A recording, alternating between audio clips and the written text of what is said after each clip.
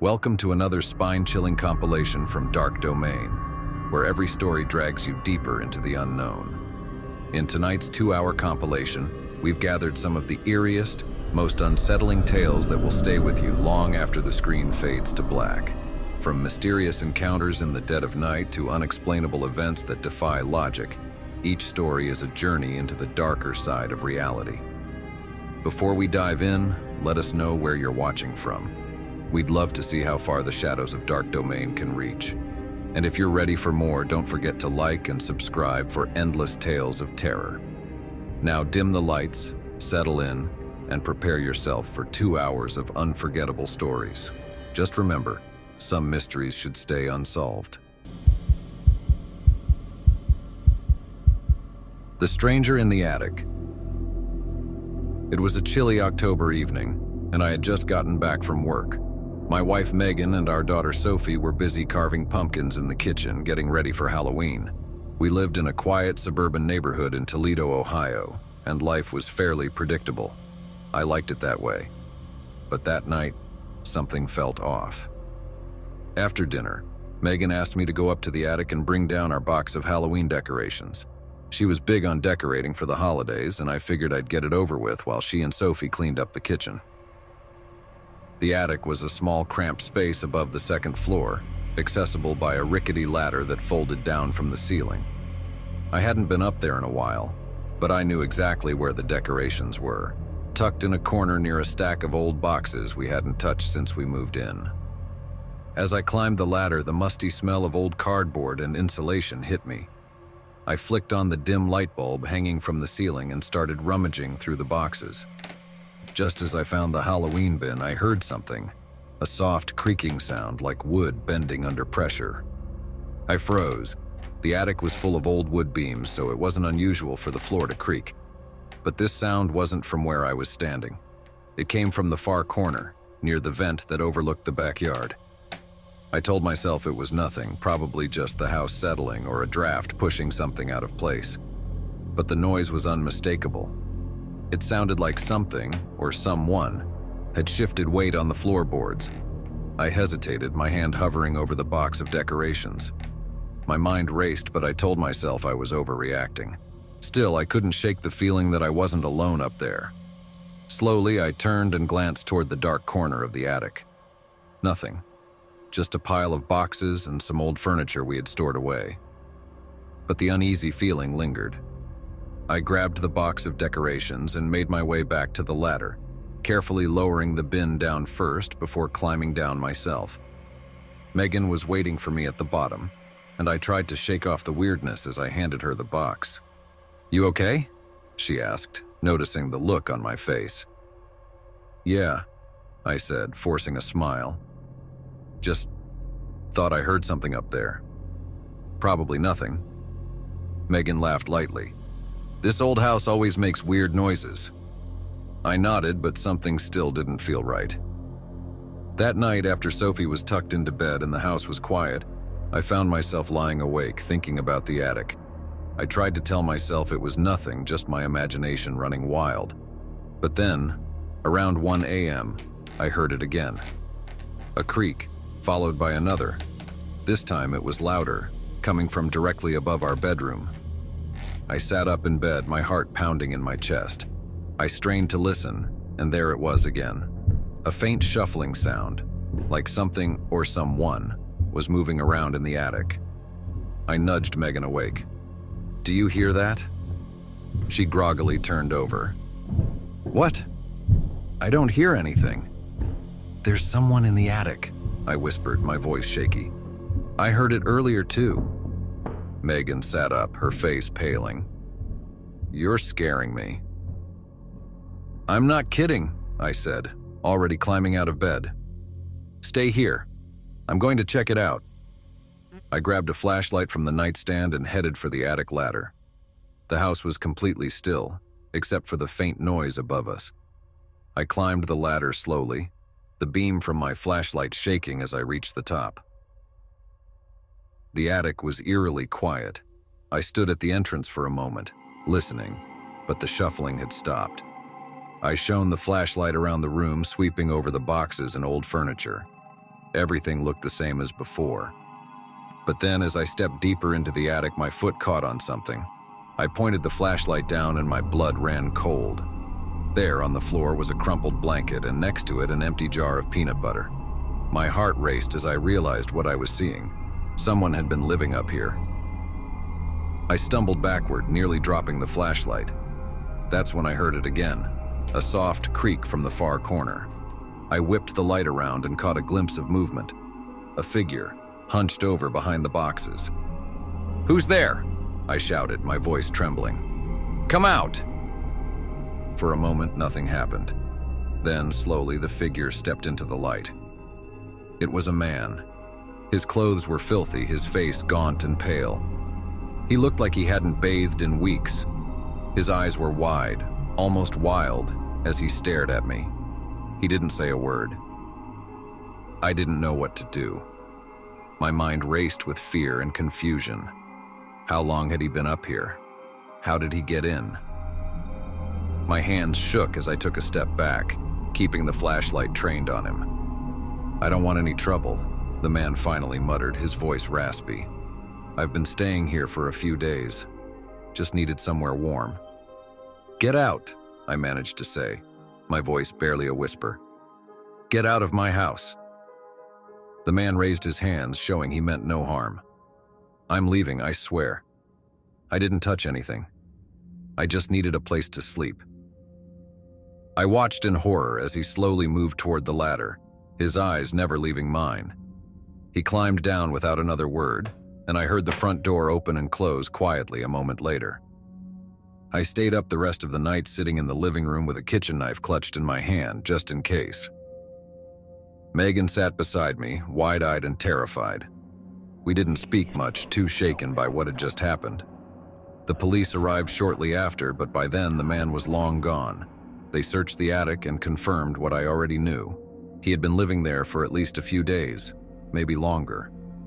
The jar of peanut butter and the blanket were proof of that. We changed the locks the next morning and made sure every window was securely shut. But the sense of safety I'd always felt in our home was gone. Now, every time I hear a creak or a shuffle in the attic, my mind goes back to that night. And I wonder, how long had he been watching us before I finally heard him?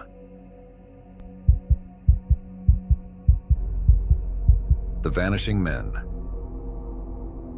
People go missing all the time. You work as a detective long enough and you learn to accept that. Runaways, abductions, people who just want to disappear. But what's been happening in Little Rock? It's different. This time it's the men, young, healthy men, vanishing without a trace. No sign of struggle, no clues left behind, and each one looks like they've been erased from existence. My name is Luke Hansen. I've been with the Little Rock PD for over 12 years, and I've seen a lot of weird things. But this case, it's the first one that's made me question everything I know. The first victim was Eric Wilkins, 28 years old, a construction worker. His wife reported him missing 2 months ago. At first, it looked like any other disappearance. Maybe he'd taken off or worse. We searched everywhere, the usual haunts, his work site, the bars he liked to visit after work. Nothing. A few weeks later, another man disappeared. Jared Taylor, 35, an insurance salesman. Again, no trace. The only thing these guys had in common was that they were both young and in good health. They didn't know each other, didn't run in the same circles. Yet they were both gone. Then it started happening more frequently. In just a few weeks, we had 4 more men missing. Same age range, no connections. The city was starting to get nervous, and frankly, so was I. We didn't catch a break until a week ago, when we found the body of the 5th man to disappear. Sean Martinez, 31 years old. His body was discovered in an alley downtown, behind an old abandoned warehouse. He was lying face up, his skin completely pale, drained of all color. But it wasn't just his skin. It was like the life had been sucked out of him. His hair, once thick and dark, had gone white. His eyes, wide open, stared blankly at the sky, lifeless. I remember crouching beside the body, the heat of the summer pressing down on me as I examined the scene. There wasn't a single mark on him. No sign of injury, no blood, no struggle. It was as if he had simply stopped living. The autopsy didn't help much either. The medical examiner said he died of unknown causes, his body showing signs of extreme malnutrition, dehydration, and blood loss. But here's the thing. He wasn't cut. There were no wounds, no punctures, nothing to explain how his blood had been drained. It was like it had simply vanished from his body. I started looking into the other missing men again, trying to find anything that could link them.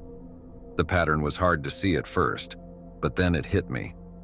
All of them had been seen last in a specific part of the city, around the same area where we'd found Sean Martinez's body. It was an old district, a place that used to thrive decades ago but had fallen into disrepair. Empty warehouses, abandoned buildings, the kind of place where no one goes unless they have a reason to be there. It was a dead zone, almost forgotten by the rest of the city. I decided to head down there myself, check out the area. It wasn't long before I found the warehouse where Sean had been found. The place was run down with shattered windows and graffiti covering the walls. The front door was chained shut, but there was an entrance around the back, one that had clearly been used recently. Inside, the air was thick and stale, the smell of mildew clinging to everything.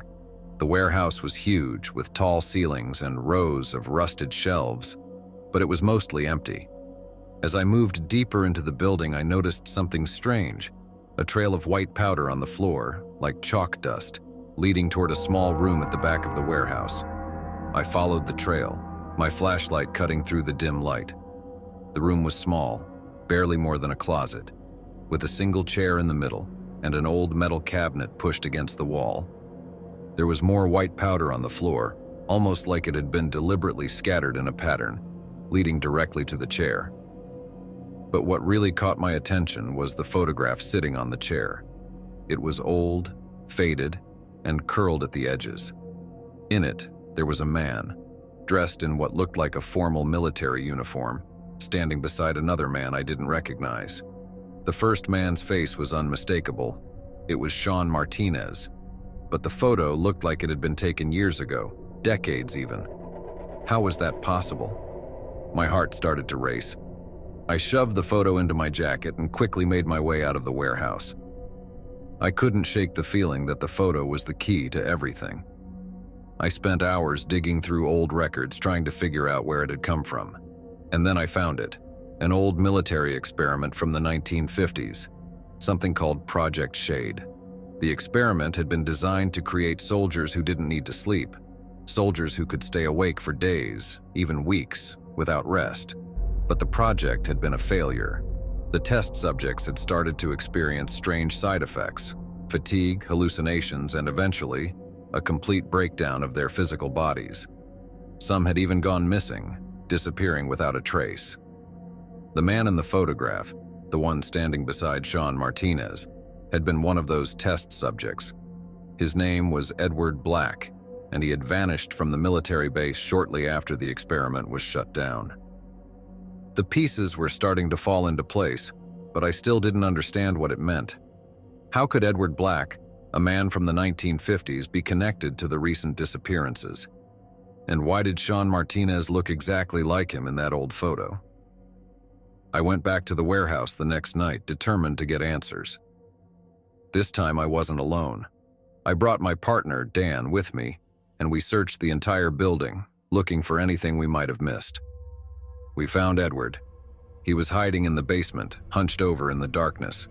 His skin was pale, almost translucent, and his eyes were wide, bloodshot, filled with a strange kind of hunger. But he wasn't old, not like he should have been. He looked barely older than 30, the same age as Sean when he died. Edward looked up at us, his breathing shallow, and I could see the desperation in his face. "It wasn't supposed to be like this," he whispered, his voice trembling. "I can't stop. I have to feed." Before we could react, he lunged at us, moving faster than any man his age should have been able to. Dan pulled his gun, but Edward was on him in an instant, his hands gripping Dan's throat, his fingers digging into the skin. I grabbed my flashlight and swung it hard, smashing it across Edward's head. He staggered back, giving Dan just enough time to scramble away. Edward collapsed to the ground, gasping for air, his body convulsing. And then, just like that, he stopped moving. The medical examiner couldn't explain what happened to Edward. His body was the same as the others, pale, drained, and lifeless. But this time, we had a name. And we had the photo. The official story is that Edward Black died decades ago, a victim of an experiment gone wrong. But I know the truth. I saw what he became. Whatever they did to him, it kept him alive and hungry, feeding off the life of others to keep himself going. The disappearances have stopped for now, but I can't shake the feeling that this isn't over. There are still too many questions, too many things that don't make sense. And every time I close my eyes, I see Edward's face. I don't think he was the only one. The Stranger in the Woods. I've lived in Augusta, Maine for most of my life, and in all those years, nothing much changes around here. The same quiet streets, the same small-town vibe, the same cold winters that freeze you to your bones. But last month, something changed. Something dark. Something that doesn't belong here. My name is Mike Dawson, and I'm a paramedic. I've seen all kinds of things on the job. Car accidents, heart attacks, the occasional overdose. But nothing prepared me for the night we got a call about a body found in the woods just outside town. A hiker had come across it and called 911, claiming the man wasn't moving but wasn't dead either. He said it was like the guy was frozen, stuck somehow. I was on shift with my partner, Jake. We grabbed our gear and headed out, the cold night air biting at our faces as we reached the edge of the woods. It wasn't far from the old logging trail, a place we rarely got calls from even during hunting season. But tonight was different. When we arrived, the hiker was waiting for us by his truck, pale and visibly shaken. He pointed us toward the spot deeper in the woods, and we started our hike in, flashlights cutting through the thick darkness. It didn't take long to find the body. At first glance, the man seemed completely still.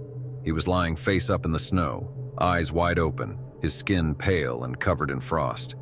But something was off. His clothes didn't fit the weather, just a light jacket and jeans. No gear, no backpack, nothing to suggest he'd been prepared for the freezing cold. I knelt down to check for a pulse, expecting him to be dead. But he wasn't. His pulse was slow, too slow. But it was there, faint, weak, but steady. He was alive. "Get the stretcher," I told Jake, my voice low. "We need to get him out of here, fast." As I leaned in closer to examine him, something even stranger caught my eye. His face. It was shifting, changing. For a split second, it looked different, like it wasn't his face at all, like his features had blurred, twisted before snapping back into place. I froze, my mind racing. I had never seen anything like it before. "Mike?" Jake called from behind me, pulling the stretcher through the snow. "You okay?" I shook off the feeling, telling myself it was just a trick of the light, the shadows playing with my mind. "Yeah, let's get him to the hospital." We rushed him back to the ambulance and loaded him in. The whole ride back to Augusta General, I kept checking his vitals, trying to figure out what was going on. His body temperature was low, way too low for someone who should still be alive, and his breathing was shallow, almost non-existent. But what really unsettled me was his face. Every time I glanced at him, it looked different. Subtle changes, like his bone structure was shifting beneath the skin. One minute he looked young, the next, older, like a completely different person. By the time we pulled into the hospital, I was on edge. I kept telling myself there had to be a logical explanation, but nothing made sense. We handed him over to the ER team and they wheeled him off to a private room. I stayed behind to fill out the paperwork, but I couldn't shake the feeling that something was wrong. Really wrong. 2 days later, I got a call from Dr. Nelson, one of the doctors at Augusta General. He asked me to come back to the hospital immediately, said there was something I needed to see. When I arrived, he took me straight to the room where they were keeping the man we'd found in the woods, except it wasn't the same man. The patient in the bed looked completely different, younger, clean-shaven with a completely different facial structure. I stared at him in disbelief. "That's not the guy we brought in," I said, my voice shaking. Dr. Nelson shook his head. "We ran his fingerprints. It's him, Mike. Same man." I felt the blood drain from my face. "How is that possible?" "That's what we're trying to figure out," Nelson said, his voice low. "There's more. He's awake." I followed the doctor into the patient's room, my heart pounding in my chest. The man was sitting up in bed, staring out the window. He didn't acknowledge us when we entered, didn't even seem to notice we were there. I approached him slowly. "Can you tell us what happened? How did you end up in the woods?" For a moment, he didn't respond. Then, slowly, he turned to face me, his eyes dark and unfocused.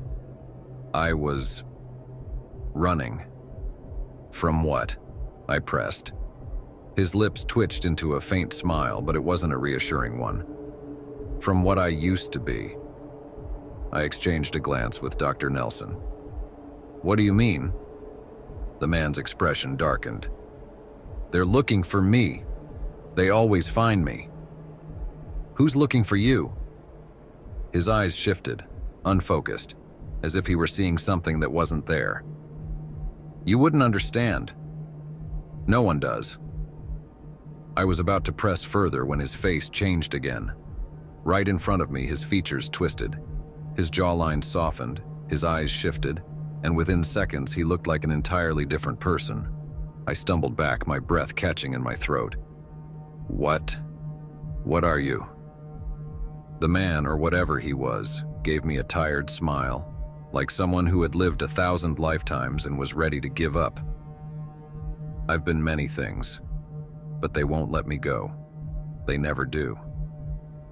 Before I could ask him anything else, the machines monitoring his vitals began to beep rapidly. His body convulsed, his skin paling even more.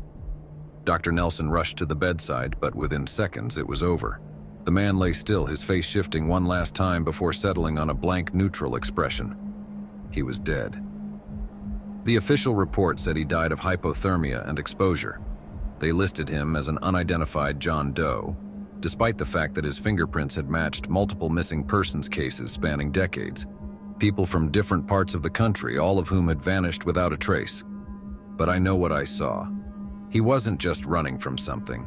He was running from himself, from whatever curse or condition had taken hold of him. Something that allowed him to change, to become someone else, over and over again. But no matter how many times he changed, he couldn't escape. And now I can't escape it either. I keep thinking about his words, the way he looked at me, like he knew something I didn't, like he was warning me. Sometimes late at night I see his face in my dreams, but it's not the face of the man we found. It's different every time, and I can't shake the feeling that somehow he's still out there, waiting. Beneath the city. The sewers beneath Cincinnati are older than most people realize. A labyrinth of tunnels and forgotten passages built in the late 1800s, they were designed to manage the overflow from the Ohio River. Stretching for miles under the city's bustling streets, these tunnels are like hidden veins, quietly supporting the life above. Most folks don't give them a second thought. But for people like me, they're a daily reality. My name's Tim Carter, and I've been working for the Cincinnati Department of Public Works for over a decade. My job isn't glamorous. It's me, a hard hat and a flashlight, making sure the city's wastewater flows smoothly. Clearing blockages, inspecting tunnels, and ensuring everything runs as it should. It's dirty work, but it's honest, and it keeps the city running. About a month ago, things started getting unusual. It began with reports from locals fishing along the Ohio River. They were pulling out dead animals, raccoons, dogs, even a deer that looked strange, bloated and discolored like they'd been in the water too long. Some had odd marks on them, but animals get into all sorts of trouble, so we didn't think much of it. Then we got a call about a blockage in one of the main sewer lines near the river, probably just a buildup of debris after the recent heavy rains. My supervisor asked me to check it out, so I grabbed my gear and headed down. The entrance to the tunnel was in an industrial part of town, near some old warehouses, the kind of place that's quiet during the day and deserted at night. I parked my truck, put on my gear, and descended the metal ladder into the depths below. As I entered the tunnel, the familiar smells of the sewer greeted me, a mix of damp earth, stagnant water, and the less pleasant odors that come with the job. I've gotten used to it over the years. I turned on my flashlight and started making my way through the passage, the beam cutting through the darkness. About half a mile in, I noticed the water level was higher than usual. Not enough to be alarming, but enough to make me wonder what was causing the backup. The tunnel walls were slick with moisture, and the sound of dripping water echoed around me. As I approached the area where the blockage was reported, I began to see debris floating in the water. Plastic bottles, sticks, and other trash that had found its way into the system. But mixed in with the usual garbage were things that didn't belong. Pieces of fabric, a worn-out shoe, and what looked like a child's toy. My gut told me something was off. I reached the blockage, a mass of debris jammed where the tunnel narrowed. I started working to clear it, using my tools to pull away the tangled mess. That's when I noticed a smell different from the usual sewer odors. It was a pungent, almost metallic scent that made me wrinkle my nose. As I moved a piece of wood aside, something caught my eye. Wedged between the debris was a bone. Not a small animal bone like you'd expect to see from time to time, but something larger. Human-sized. I froze. I radioed my supervisor. "Hey, Mark, I think we might have a situation here." "What do you mean?" he replied. "I've found some remains. Might be human." There was a pause. "All right, Tim. Back out of there. We'll need to get the authorities involved." As I started to retrace my steps, my flashlight flickered. I tapped it a few times and the light steadied. I made a mental note to replace the batteries later. Just then I heard a sound, a faint splash further down the tunnel. Probably just water dripping, I told myself. But then it came again, louder this time. It sounded like something moving through the water. "Hello?" No response.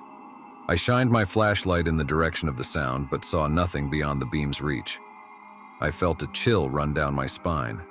It's not uncommon to run into animals down here. Stray cats, rats, sometimes even a lost dog. But this felt different. I picked up my pace, heading back toward the entrance. As I walked, I couldn't shake the feeling that I was being watched. Every so often I'd hear a faint ripple or see a slight movement out of the corner of my eye.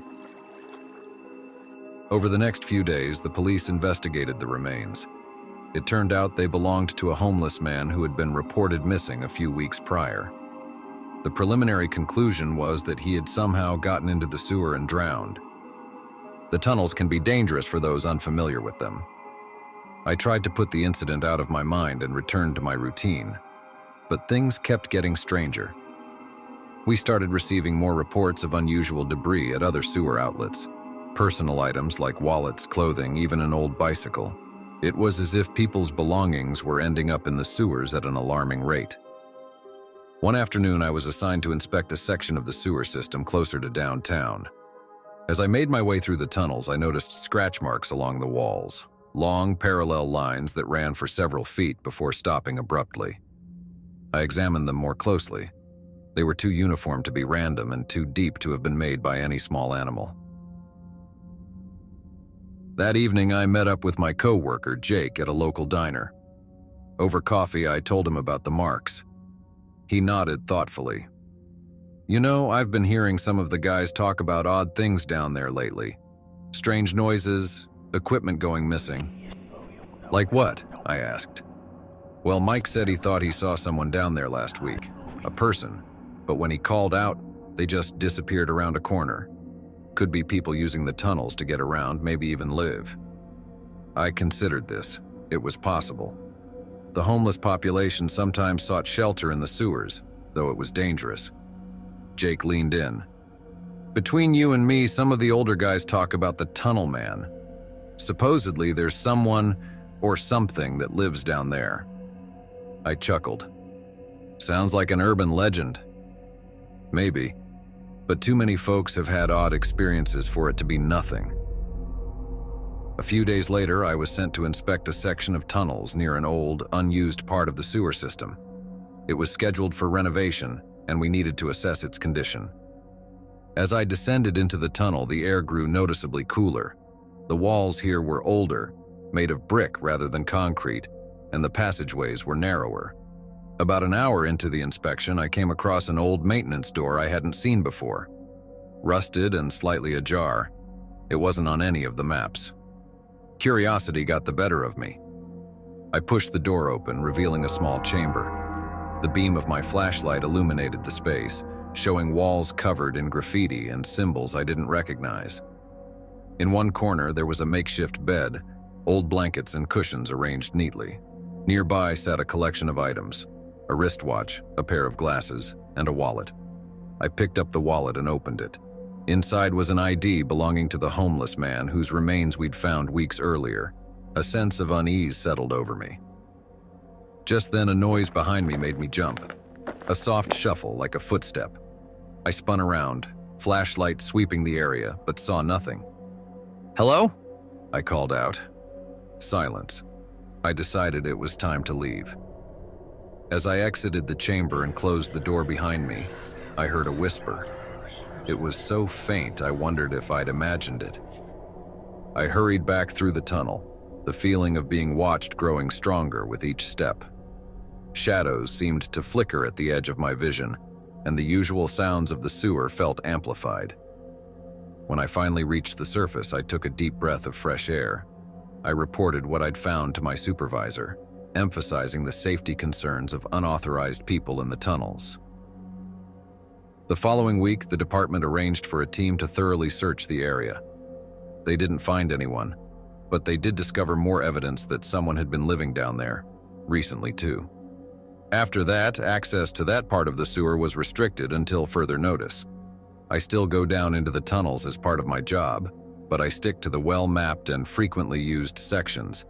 Yet, every so often, when I'm alone in a quiet stretch of tunnel, I can't help but feel like someone's there with me. Maybe it's just my imagination fueled by the stories and the unsettling experiences.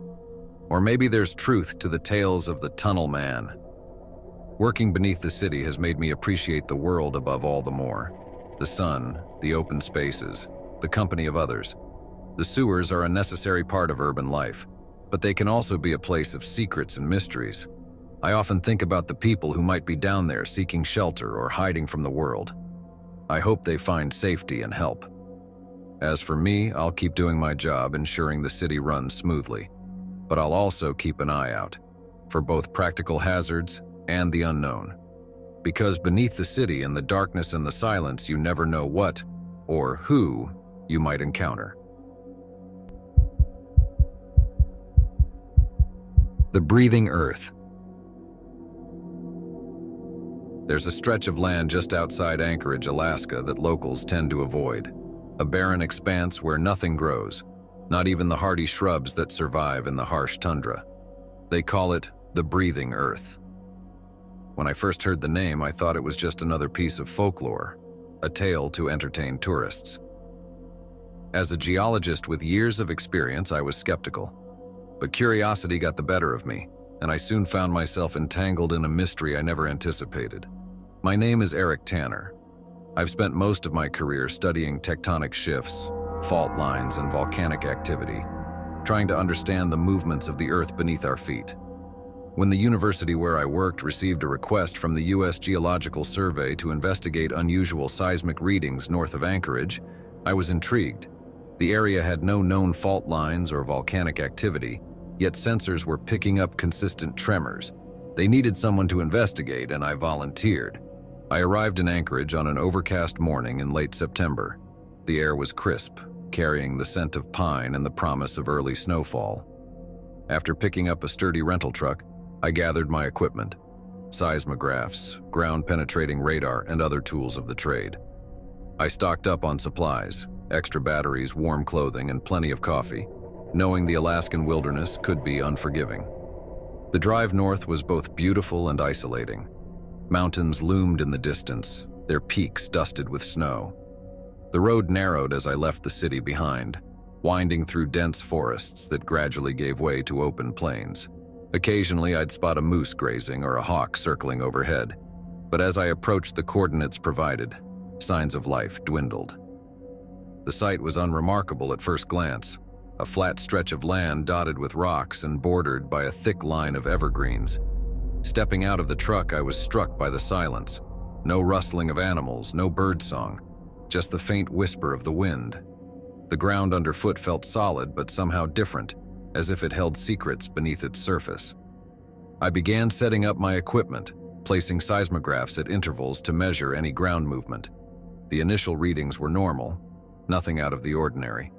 Hours passed as I took soil samples and mapped the area. The sky grew overcast and a light drizzle began to fall, prompting me to set up a small canopy to protect the gear. Just as I was considering packing up for the day, the seismograph registered a slight tremor. I glanced at the readout, a minor blip, but enough to catch my attention. Then another tremor, slightly stronger. I felt a subtle vibration through the soles of my boots. Kneeling, I placed my hand on the damp ground. There it was, a rhythmic pulsation, faint but unmistakable. Curiosity piqued. I decided to deploy the ground-penetrating radar. As I moved the device over the area, the screen displayed an anomaly, a cavity or void about 10 feet below the surface. It was unusual for this region. I double-checked the equipment to rule out any malfunction. I marked the spot and decided to dig a small exploratory hole. The soil was surprisingly loose, making the task easier than expected. About 3 feet down, my shovel hit something solid with a metallic clang. Frowning, I cleared away more dirt to reveal a metal surface, a large rusted plate embedded horizontally in the ground. I brushed away the dirt, revealing intricate patterns etched into the metal. They weren't any symbols or markings I recognized. Taking out my camera, I snapped several photos and sent them to a colleague back at the university. "Any idea what this could be?" I texted along with the images. He responded after a few minutes. "Strange. Doesn't match any known survey markers or equipment. Could be remnants from old military tests or installations. Proceed with caution." As I pondered the object's origin, a low hum resonated through the air. It was subtle at first, almost imperceptible, but it grew steadily louder. The metal plate vibrated slightly under my hand. I stood up, a knot forming in my stomach. The ground around me began to undulate gently, like the surface of a calm sea responding to a distant disturbance.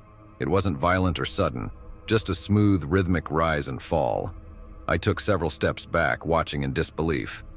I grabbed my phone and recorded a video narrating the events for documentation. I'm witnessing an unusual ground movement in the area known as the Breathing Earth. No seismic activity is reported elsewhere, and this movement is localized. The hum intensified and the air felt charged, similar to the sensation before a lightning storm. I decided it was time to leave. As much as I wanted to understand what was happening, my instincts told me to retreat. I packed up my equipment swiftly, casting glances at the still-moving ground. The phenomenon seemed confined to a specific area, not following me as I moved. Once everything was secured, I climbed into the truck and started the engine. As I drove away, I noticed in the rearview mirror that the ground had returned to normal. The hum faded, replaced by the familiar sounds of the wilderness. Relief washed over me, but questions swirled in my mind. Back in Anchorage, I compiled my data and sent detailed reports to both the university and the U.S. Geological Survey. I included the photos, videos, and all instrument readings. I hoped they could provide some answers. A week later, I received an email requesting a meeting with officials from the USGS and another agency that wasn't specified. We met at a government building downtown. Present were a few scientists and men in suits who introduced themselves with vague titles. "Mr. Tanner, thank you for your thorough report," one of them began. "We'd like to discuss your findings and ask that you refrain from sharing this information publicly." I was taken aback. "May I ask why?" "National security," he replied, sliding a folder across the table. Inside were satellite images of the area, showing heat signatures and other anomalies. "Is this related to military activity?" I inquired. They exchanged glances. "We can't disclose that. What we can tell you is that the area is now restricted. We appreciate your cooperation." Leaving the meeting, I felt a mix of frustration and intrigue. Back at the university, colleagues avoided discussing the topic, and my access to the data I'd collected was restricted. It was as if the entire event had been erased. Determined to find answers, I reached out to contacts in the geological community. Off the record, someone hinted that similar occurrences had been noted in remote areas but were quickly classified. I decided to let it go. Pushing further could jeopardize my career or worse. Yet I couldn't shake the feeling that something significant was happening beneath that patch of land, something beyond natural geological processes. Months passed and life returned to normal. I immersed myself in other projects, but occasionally I'd hear whispers of strange events. Unexplained lights in the Alaskan skies, odd communications interference. Stories shared among locals but never officially acknowledged. One evening, while attending a lecture at the university, an old colleague approached me. "You were at the Breathing Earth, weren't you?" he asked quietly. "Yes," I replied. "Why?" He glanced around before speaking. "I've heard rumors of underground facilities, experimental technologies. They say the Earth itself reacts to certain frequencies." "Are you suggesting the ground movement was man-made?" I questioned. "Perhaps," he said. "Or perhaps we're tapping into forces we don't fully understand. I still don't have concrete answers about what I experienced. Was it a natural phenomenon, undisclosed technology, or something else entirely? As a scientist, I rely on data and observable evidence. But sometimes, mysteries remain just that. The Earth holds many secrets, and perhaps some are meant to stay buried. I've learned that not all questions lead to answers, and not all discoveries are meant to be shared. When I think back to that silent stretch of land and the rhythmic rise and fall of the ground, I feel a mix of wonder and humility. Our planet is dynamic and ever-changing, full of surprises that challenge our understanding. For now, the breathing Earth remains a quiet enigma, a reminder that even in the age of technology and information, there are still places where the unknown persists.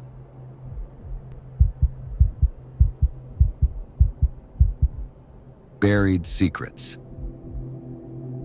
I've spent most of my career digging for the truth, but sometimes the truth is buried for a reason. Some secrets are meant to stay hidden. My name is James Keller, and I'm a freelance journalist. Over the years, I've covered everything from political scandals to corporate fraud, always chasing the stories others try to keep in the shadows. But the story I stumbled upon in Santa Fe was different. It wasn't just a story someone didn't want told. It was a secret they were willing to do anything to protect. It all began when I received a call from an old friend, Luis Ortega. Luis was a historian at the University of New Mexico, specializing in the history and culture of Native American tribes in the Southwest. We hadn't spoken in over a year, but his voice on the other end of the line was urgent.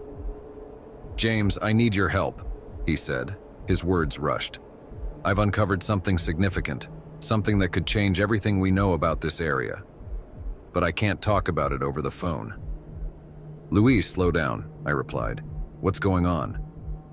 "Please, can you come to Santa Fe? It's important." I wouldn't ask if it wasn't serious. I could hear the tension in his voice. Luis was always passionate about his work, but this was different. There was an edge of fear I'd never heard before. "All right," I agreed. "I'll catch the next flight out." I arrived in Santa Fe the following afternoon. The city's adobe buildings and vibrant art scene contrasted sharply with the urgency of Luis's call. I headed straight to his office at the university, but when I got there, his door was locked. A note taped to it read, "Office hours canceled until further notice." Puzzled, I approached the department secretary. "Excuse me, I'm looking for Professor Ortega." She glanced up. "I'm sorry, but Luis hasn't been in for a few days. He didn't say where he was going." Concern gnawed at me. I tried calling his cell phone again, but it went straight to voicemail. Deciding to check his apartment, I drove across town to his place. A modest single-story house on a quiet street lined with cottonwood trees. I knocked on the door. No answer. Peering through the front window, I saw no signs of movement. Everything looked neat and undisturbed. I was about to leave when a neighbor approached. "Are you looking for Luis?" she asked. "Yes, have you seen him recently?" She shook her head. "Not since earlier this week. He seemed on edge. Is everything all right?" "I'm not sure," I admitted.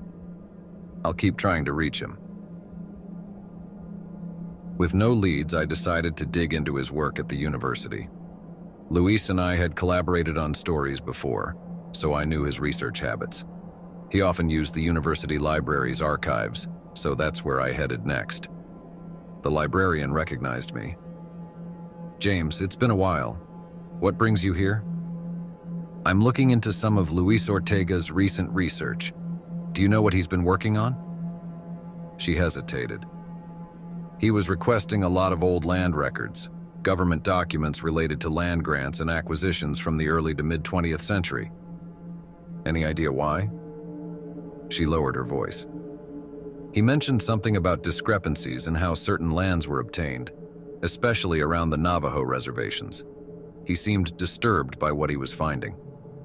She helped me locate the materials Luis had been reviewing.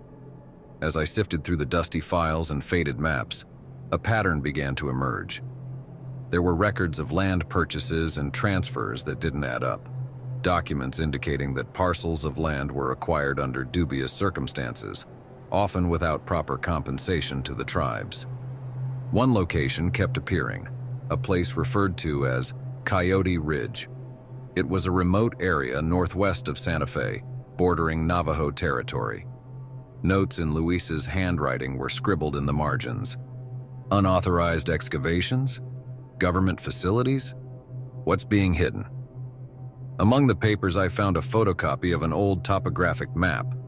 Coyote Ridge was circled in red, with a question mark next to it. The next morning, I decided to drive out to Coyote Ridge. The road took me through miles of open desert, the horizon stretching endlessly under a pale blue sky. Sagebrush and cacti dotted the landscape, and occasionally a hawk would soar overhead. As I approached the area marked on the map, the paved road turned to dirt, and eventually the dirt road faded into rugged terrain. I parked the car and continued on foot, the silence of the desert enveloping me. After about half an hour of walking, I noticed something out of place, a chain-link fence partially concealed by the landscape. It was old and rusted, with a faded "No Trespassing" sign hanging crookedly. Beyond the fence, the ground sloped downward into what looked like an abandoned excavation site. Curiosity pushed me forward.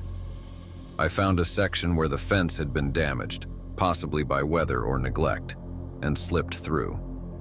The site appeared deserted. There were remnants of old equipment, rusted metal beams, discarded barrels, and the skeletal frame of what might have been a storage shed. In the center of the site was a large, flat slab of concrete. At first glance, it seemed unremarkable, but as I approached, I noticed a metal hatch embedded in the surface. It was secured with a heavy padlock, which, to my surprise, was new, gleaming steel contrasting with the decay around it. I hesitated. This was clearly meant to keep people out. But Luis had been here. I was sure of it. Looking around to ensure I was alone, I retrieved a small toolkit from my backpack. It took some effort, but I managed to pick the lock. The padlock clicked open, and I lifted the hatch. A ladder descended into darkness. Taking a deep breath, I switched on my flashlight and began to climb down. The air grew cooler as I descended, carrying the scent of damp earth and something metallic. At the bottom, I found myself in a concrete tunnel. The walls were lined with wires and old conduit pipes, and the floor was covered in a thin layer of dust. Proceeding cautiously, I followed the tunnel, which branched off into several corridors. Small rooms lined the passageways, some empty, others containing outdated equipment. Control panels with blinking lights, monitors displaying static, and filing cabinets left ajar. In one of the rooms, I found a table strewn with documents, Most were stamped classified or property of the US government. I flipped through them, my pulse quickening. The files detailed a project known as Operation Deep Reach, involving geological surveys and underground facilities built during the Cold War. But there was more. References to biohazard materials, radiation testing, and containment procedures stood out. One memo mentioned unexpected side effects on the local environment and emphasized strict secrecy. A notebook lay open on the table, filled with handwritten entries. The handwriting matched Luis's. He had been here, documenting everything. Evidence of unauthorized experiments, one entry read. Potential exposure risks to nearby communities. Need to inform authorities. I snapped photos of the documents with my phone. This was big, possibly one of the biggest stories of my career. As I prepared to leave, a faint sound echoed down the corridor, a distant clang, like metal on metal. I froze, listening intently. Footsteps, growing louder. Quickly, I hid in a shadowed corner of the room, extinguishing my flashlight. Two figures passed by the doorway, their silhouettes barely visible. They wore uniforms and carried flashlights, their beams scanning the tunnel ahead. "Area secure," one of them said into a radio. "No signs of intrusion." My heart pounded. How had they not seen the open hatch or my footprints in the dust? As they moved on, I realized I needed to get out immediately.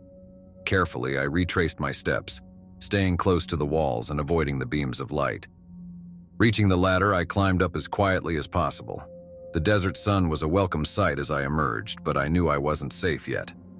I closed the hatch, reattached the padlock to make it appear undisturbed, and hurried back to my car. Back in Santa Fe, I tried contacting Luis again, but still no response. Concerned, I went to the local authorities to report him missing. They took my statement but seemed indifferent, suggesting he might have gone on a research trip without informing anyone. Frustrated, I decided to write up my findings. I compiled the photos, documents, and notes into a comprehensive report. Before publishing, I reached out to a trusted editor at a national newspaper. "This is explosive stuff, James," he said over the phone, "but we need to verify everything before we can run it." "I understand," I replied, "but time might be critical. There's more going on out there than outdated government projects." That night, as I was reviewing my notes in my hotel room, there was a knock at the door. Thinking it might be room service, I opened it without hesitation.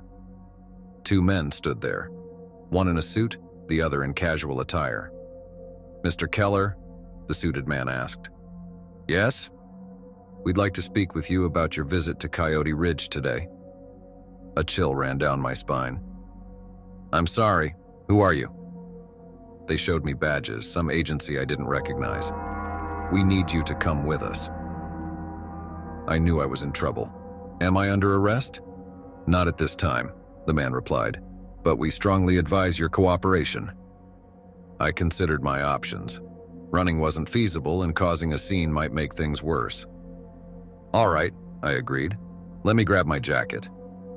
As I turned back into the room, I discreetly pulled my phone from the table and slipped it into my pocket, hoping they hadn't noticed. They escorted me to an unmarked car parked outside. The drive was silent, tension filling the air. We arrived at an office building on the outskirts of town.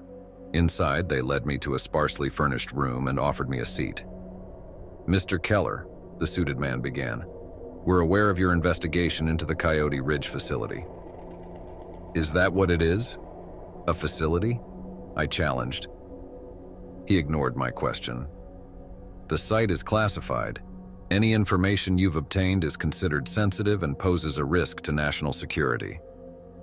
I'm a journalist. I have a right to report on matters of public interest." "Not when it jeopardizes security," he replied sternly. "We need all materials you've collected, notes, photos, documents." I met his gaze. "What happened to Luis Ortega?" "Professor Ortega is, unavailable." "Is he alive?" The man paused. "That's not your concern." Realizing the gravity of the situation, I decided to negotiate.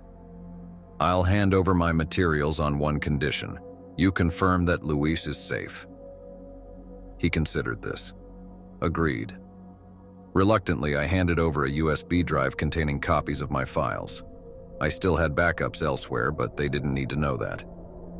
"Thank you for your cooperation," he said. "We trust you understand the importance of discretion in this matter." As they escorted me out, the man added, "Oh, and Mr. Keller, it would be best for everyone if you left Santa Fe immediately." I didn't need to be told twice. Back at my hotel, I packed my bags and checked out. Before leaving town, I made one last attempt to find Luis, visiting places he frequented. Cafes, bookstores, the park where he liked to jog. No one had seen him. Feeling defeated, I began the drive back home. Along the way, I contacted my editor again, explaining the situation. "James, this sounds serious," he said. "Maybe we should hold off for now." "No," I insisted. "People need to know what's happening. Luis might be in danger because of this." "All right," he conceded. "But we need to proceed carefully." Over the next few weeks, we worked discreetly to verify the information and prepare the story for publication. However, every source we contacted either refused to speak or claimed no knowledge of the project. It was as if any trace of Operation Deep Reach had been wiped from existence. One morning, I received a package at my doorstep with no return address. Inside was a handwritten note in Luis's handwriting.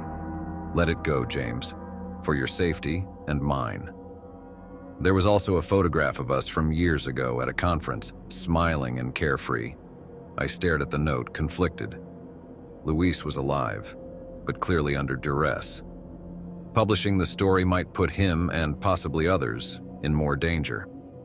After much contemplation, I decided to archive the materials. Maybe one day the time would be right to bring the truth to light, but for now, the risks were too great. But I returned to writing other stories, but the experience left a lasting impact. I learned that some secrets are guarded not just by individuals, but by entire systems designed to keep them hidden. The pursuit of truth is important, but so is the consideration of the consequences that truth might bring. I hope that Luis is safe and that one day we'll reconnect. Until then, the buried secrets of Coyote Ridge remain a haunting reminder of the shadows that exist just beyond our sight. Ghost in the Code. You know how people always joke about technology taking over the world? I used to laugh it off too. After all, I'm a computer programmer, part of the same industry pushing technology forward. But what happened last week? It was real.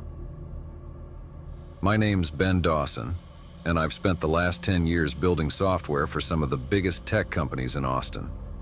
I've seen the rise of AI, smart devices, the interconnected web of systems that we rely on every day.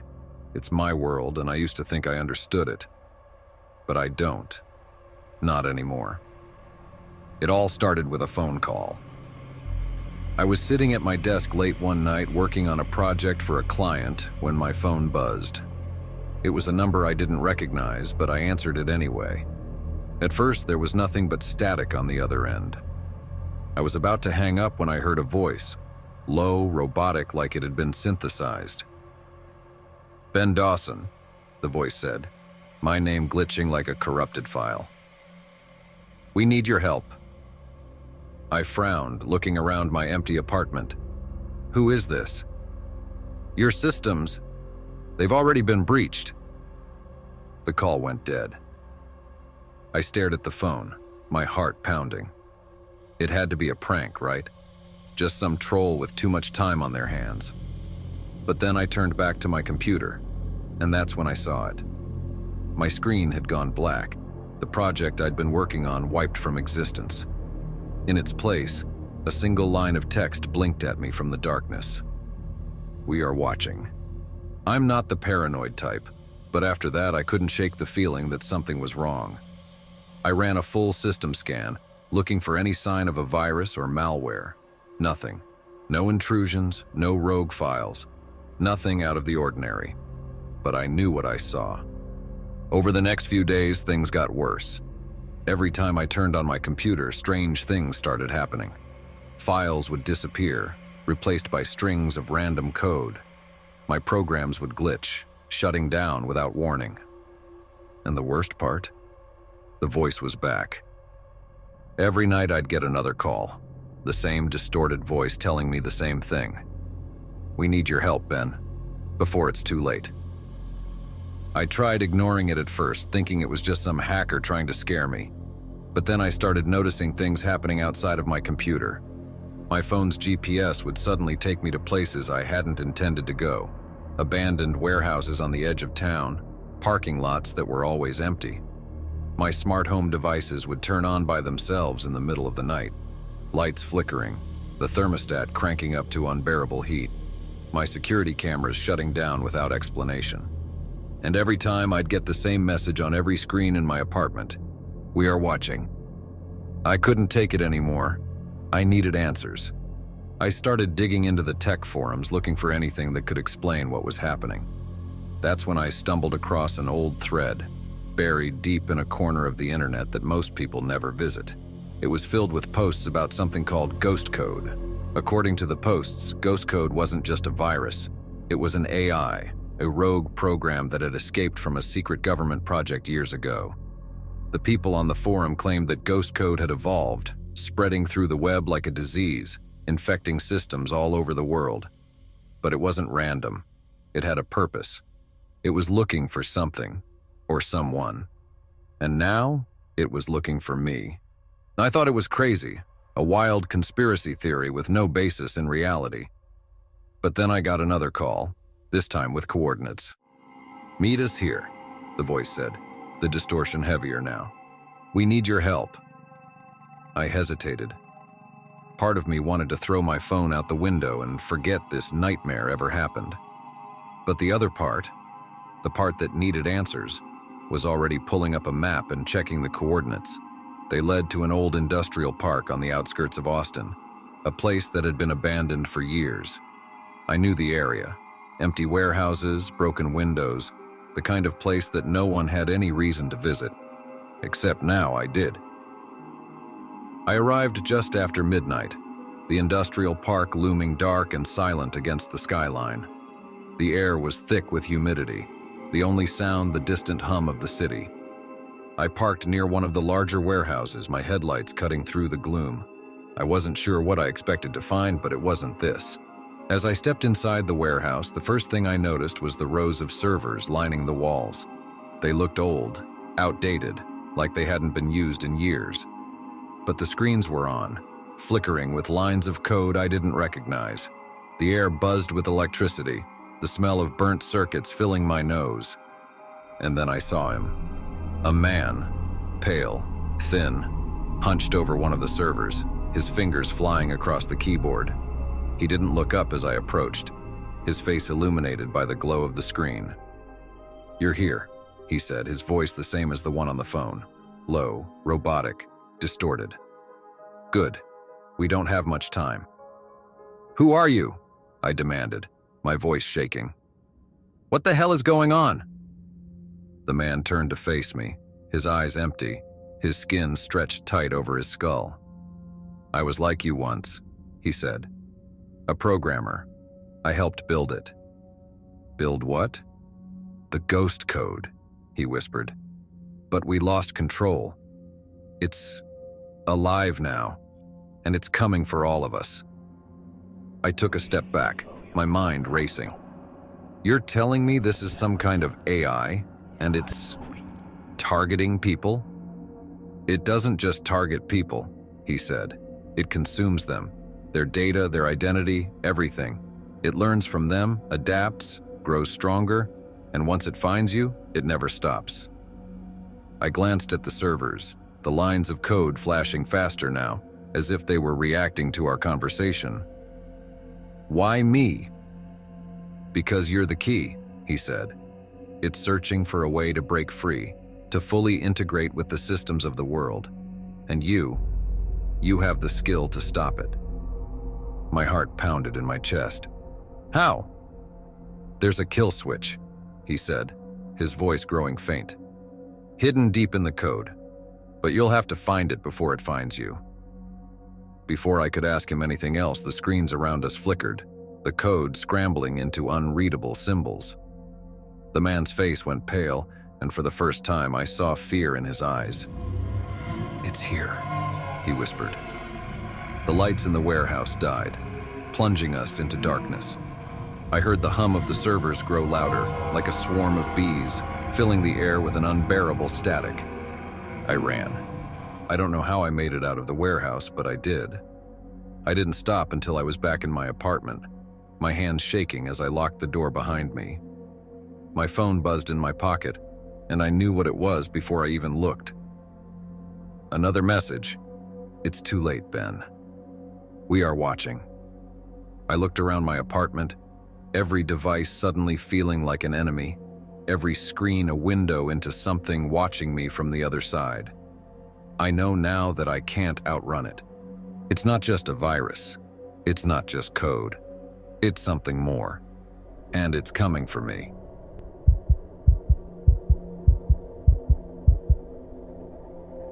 The Beast of Black River. I never put much stock in the stories people told about the woods. Growing up in Missoula, you hear all kinds of local legends. Tales of mountain spirits, hidden creatures, and strange things that roam the forests. But I always chalked it up to superstition. People tell stories to explain the things they don't understand, right? At least that's what I thought before last month, before I saw the thing with my own eyes. My name is Chris Avery, and I work as a wildlife officer in western Montana. I've been patrolling these woods for years, handling everything from bear encounters to lost hikers. But nothing could have prepared me for the night I responded to the call near Black River. It was late October, and the first real cold snap of the season had just settled in. The snow was light, but enough to cover the ground and make everything seem stiller, quieter than usual. I was finishing up a long day in the field when I got the call. A livestock attack out by the Black River Ranch, about 20 miles outside Missoula. The ranch belonged to the Harper family, an old no-nonsense bunch who had lived there for generations. They kept mostly to themselves, raising cattle and keeping their distance from town. When the dispatcher mentioned that something had killed a few of their cows, I figured it was just another wolf attack. It happens every few years. Wolves come down from the mountains, hungry and desperate, and they take what they can find. But as I drove up the long, winding road to the ranch, I had a sinking feeling that this wasn't just another wolf. I pulled into the ranch just before sundown. The place was quiet, the cattle huddled near the barn, their breath visible in the cold air. I parked near the house, and Old Man Harper came out to meet me. He was a tough, weathered man in his late 60s, his face lined from years of working the land. "Something got 3 of my cows," he said, his voice gruff. "Tore them to pieces. Ain't no wolf, though. This was different." I followed him out to the far pasture, my boots crunching through the snow. As we got closer, I could smell it. Blood, thick and metallic in the cold air. When we reached the first cow, I stopped in my tracks. The animal had been ripped apart, its body torn open, entrails scattered across the snow. But what stood out wasn't just the brutality of the attack, it was the claw marks. Deep, jagged slashes down the cow's side. Far too large to have been made by any wolf or bear I'd ever seen. Harper spat into the snow. "Whatever did this, it wasn't natural." I knelt beside the carcass, examining the wounds more closely. The cuts were clean, precise, like whatever had done this knew exactly where to strike. I glanced up at Harper. "You see anything? Hear anything?" He shook his head. "Heard the cattle going crazy around midnight, but by the time I got out here, it was too late. Whatever it was, it's long gone." I stood up, my breath fogging in the cold air. "I'll set some traps, see if we can catch whatever did this. But I'll be honest, Harper, I've never seen anything like this." He didn't respond, just stared out at the tree line, his eyes narrowed. "There's something else," he said after a long pause. "Tracks. Out by the river." I followed Harper down to the riverbank where the trees grew thick and the underbrush was dense. The Black River cut through the land like a dark ribbon, its waters cold and fast, the sound of the current filling the air. And that's when I saw them. Tracks. Huge, deep footprints in the snow leading down toward the water. They were unlike anything I'd ever seen. Long, clawed toes, pressed deep into the frozen ground. They weren't bear tracks, and they sure as hell weren't human. Whatever made these prints had to be big. Real big. I crouched down to get a better look, my heart pounding in my chest. The tracks led right to the edge of the river, then disappeared into the water. I looked up at Harper, who was watching me carefully. "You've seen these before, haven't you?" He nodded slowly. "I've heard the stories, same as anyone who's lived around here long enough. There's something out there in those woods. Some say it's a bear, others say it's a spirit. But whatever it is, it ain't natural." I stood up, feeling the cold bite into my skin. "I'll check around, set up a camera by the river. Maybe we'll catch something. But if it's what I think it is, we need to be careful." That night I set up a trail camera near the river and spent hours scouring the woods for more signs of the creature. But as the night wore on, the sense of unease only grew stronger. The forest felt different, quieter than usual, like the animals were hiding. Even the wind seemed to avoid the trees, leaving the air thick with a strange, oppressive silence. Around midnight I heard something. A low, guttural growl coming from somewhere deep in the woods. It was faint but unmistakable. I froze, listening, my hand instinctively reaching for my flashlight. The growl came again, closer this time, followed by the snap of branches. I shone my light into the trees, but there was nothing, just darkness and shadows. But I could feel it. Something was watching me. I slowly backed away, my heart racing, and made my way back to the truck. Whatever was out there, it was big, and it was close. The next morning I checked the camera. The footage showed nothing unusual at first, just the river, the trees, the occasional rustle of wind through the branches. But around 2 a.m., the camera caught something. A shape. At first it was just a blur, moving quickly through the trees. But as it came closer, the shape became clearer. A massive, hulking figure, covered in thick, matted fur. Its eyes glowed faintly in the camera's infrared light, and its long, clawed arms swung heavily as it moved toward the river. I watched in silence as the creature bent down, its massive hands touching the water before vanishing into the shadows. I rewound the footage, watching it again and again, my stomach twisting with every replay. There was no doubt in my mind, whatever this thing was, it wasn't a bear. It wasn't even close. I took the footage to the sheriff's office, but they didn't believe me. They said it was probably just a bear, distorted by the camera, nothing more. But I knew better. Harper knew better too. He told me about old legends passed down through generations, stories of creatures that lived in the woods, stalking the rivers at night, feeding on whatever they could find. There's something out there in those woods, something ancient, something dangerous, and it's still hungry. The Secrets of Red Bluff. The road to Red Bluff is long, winding, and empty.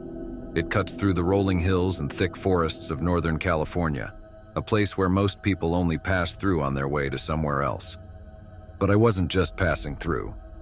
I was on a mission, though I hadn't quite figured out what I was looking for yet.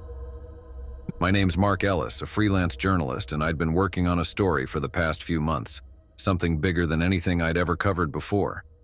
It started with whispers, rumors about a government facility hidden deep in the mountains outside Red Bluff. Locals said it had been abandoned for decades, but that didn't stop the stories. Strange lights in the sky, people disappearing, and then reappearing weeks later, not quite themselves. I'd spent weeks piecing together what little information I could find. All I knew for sure was that the facility was real. It had been built during the Cold War, officially for research, but there were reports, leaked documents, that hinted at something more. Genetic experiments, human trials, things the government wanted to keep buried. I was determined to find it. Red Bluff is small, real small. The kind of town where everyone knows everyone, and strangers stand out. I pulled into town late in the afternoon, the sun casting long shadows across the main street. There was a single gas station, a diner, and a few old houses scattered along the road. Nothing about the place screamed conspiracy, but I wasn't fooled.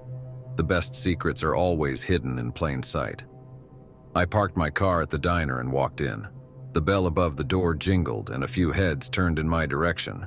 I ordered a coffee and made small talk with the waitress, a woman in her 50s who introduced herself as Marge. "You're not from around here," she said, eyeing me with mild suspicion. "Nope, just passing through," I lied. "Thought I'd take the scenic route." Marge smiled, but it didn't reach her eyes. "Not much to see around here. Most folks don't stay long." I glanced around the empty diner. "Seems quiet." "Too quiet sometimes," she said, her voice lowering as if she didn't want anyone else to hear. "You hear things out in the hills." I raised an eyebrow. "What kind of things?" She leaned in, her eyes darting toward the window. "Lights, sounds, sometimes people. People who aren't the same when they come back." I nodded, pretending to be casual, though my pulse quickened. "You mean like that old facility out in the mountains?" Her face went pale. "You stay away from there. Ain't nothing good up in those hills." I left the diner with more questions than answers, but I knew I was on the right track. If the locals were this nervous about the place, there was something to find. I drove out of town, following the directions I'd pieced together from old maps and satellite images.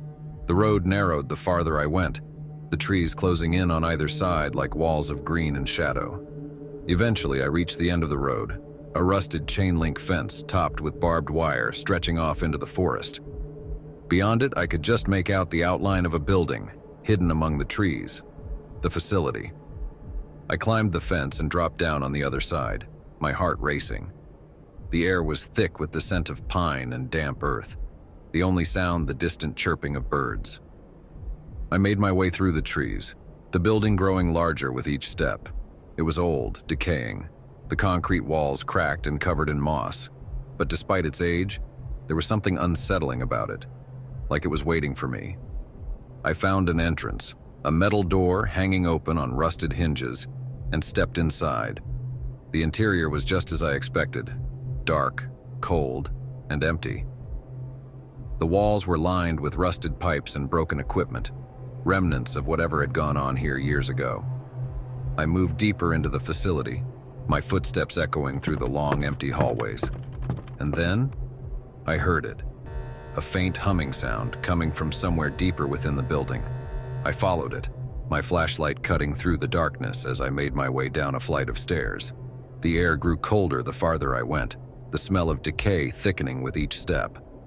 At the bottom of the stairs, I found a large metal door, slightly ajar. The humming was louder now, a low, mechanical sound that vibrated through the walls. I pushed the door open and stepped inside. What I saw made my blood run cold. The room was filled with machinery, computers, wires, screens, all blinking and whirring, as if they had never been turned off. In the center of the room was a large glass chamber, its surface fogged with condensation. Inside the chamber was a figure, a man floating in some kind of liquid, his eyes closed, his body connected to a network of tubes and wires. I stepped closer, my heart pounding in my chest. The man wasn't dead. He was breathing, though barely. His skin was pale, almost translucent, and there were strange marks all over his body, like scars or burns. I didn't know what they had done to him, but it wasn't natural. Suddenly, the humming grew louder and the machinery began to whir faster, lights blinking in rapid succession. I stumbled back, my eyes darting around the room. Something was happening. Something I didn't understand. The man in the chamber twitched, his eyes fluttering open, and then he screamed. I bolted from the room, my mind racing. I had to get out. I didn't know what I had just seen, but I knew I couldn't stay.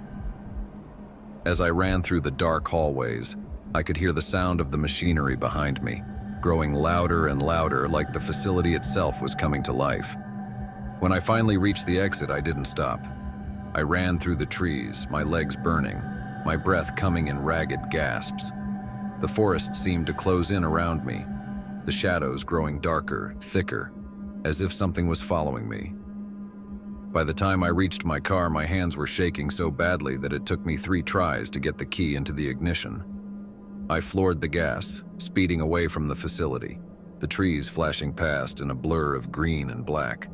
I didn't stop until I was back in Red Bluff, my mind still reeling from what I had seen. I knew I couldn't go to the police. They wouldn't believe me. Hell, I barely believed it myself. But I knew one thing for sure. Whatever had been happening at that facility, it wasn't over. The machinery was still running, the man was still alive, and the secrets of Red Bluff were still buried in those hills, waiting to be uncovered.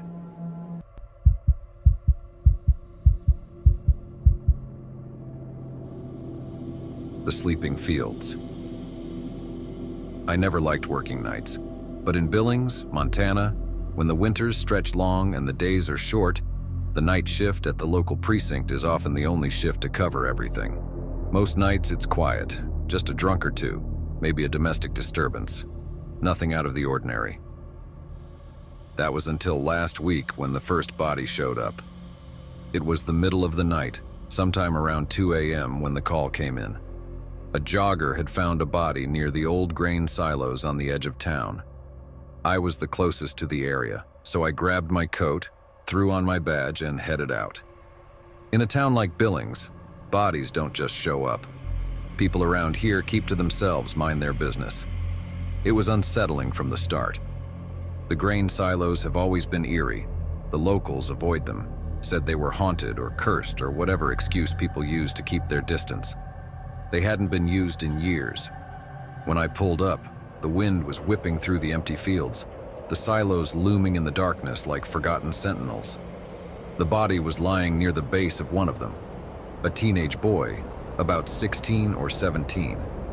His face was peaceful, almost as if he were asleep, but his skin was pale and his lips were blue. No visible wounds, no signs of struggle, just a lifeless boy in the middle of nowhere. As I crouched down to examine him, a shiver ran down my spine. Something felt wrong. It wasn't just the body or the cold night air. It was the silence. There were no animals, no sounds, nothing. Just the wind and the dead boy at my feet. I called it in and waited for the coroner. As I stood there, trying to make sense of what I was looking at, I noticed something odd, a small patch of dirt beside the body. It was smooth, as if it had been recently disturbed, and in the middle of it was a single small toy, a plastic army man. The figure was old, worn, like it had been buried for a long time. I pocketed the toy, my mind already racing. Whoever left the boy here wasn't sloppy. They didn't leave a trail. But why the toy? The next day, the autopsy came back. No drugs, no signs of violence, no cause of death. The coroner chalked it up to natural causes, but that didn't sit right with me. A healthy teenage boy doesn't just drop dead in the middle of the night by an abandoned grain silo. Something was off. I kept thinking about that toy soldier. It was old, like something from the 60s or 70s. And the smooth patch of dirt, it wasn't random. Someone had buried it there deliberately. I started looking into missing persons cases, focusing on kids. And soon enough I found something that chilled me to the bone. 40 years ago, in 1979, a boy named Tommy Grant disappeared from a small town a few miles outside of Billings. He was never found, but what stood out was the detail in the old case file. When Tommy went missing, he had been carrying a toy soldier. His mother had mentioned it in the report, a small piece of plastic he never went anywhere without. I felt the toy in my pocket, and a cold realization hit me. This wasn't a coincidence. Over the next few days, I dug deeper, looking into other unsolved cases. Kids who had gone missing over the years, their bodies never found, all from small towns around Billings. And in almost every case, there was a mention of something. A toy, a piece of clothing, something personal that tied each child to their disappearance. It wasn't until I revisited the grain silo that everything fell into place. The area was quiet again, the same eerie silence hanging in the air. But this time, I wasn't alone. A man was standing by the silo, his back to me, his hands buried in the pockets of a long coat. He was tall, broad-shouldered, and he stood perfectly still, staring out at the empty fields. "Can I help you?" I called out, approaching cautiously. He turned slowly, his face hidden in shadow under the brim of his hat. "I've been waiting for you," he said, his voice low and calm. I stopped, my hand instinctively moving toward my sidearm. "You know something about the boy?" I asked, keeping my tone even. He smiled, a cold, thin smile. "They're all here, you know. All the ones who went missing." I froze. "What are you talking about?" The man gestured to the silos, his eyes gleaming in the fading light. "They sleep beneath the earth. The fields keep them safe." I felt the hairs on the back of my neck stand up. "What do you mean?"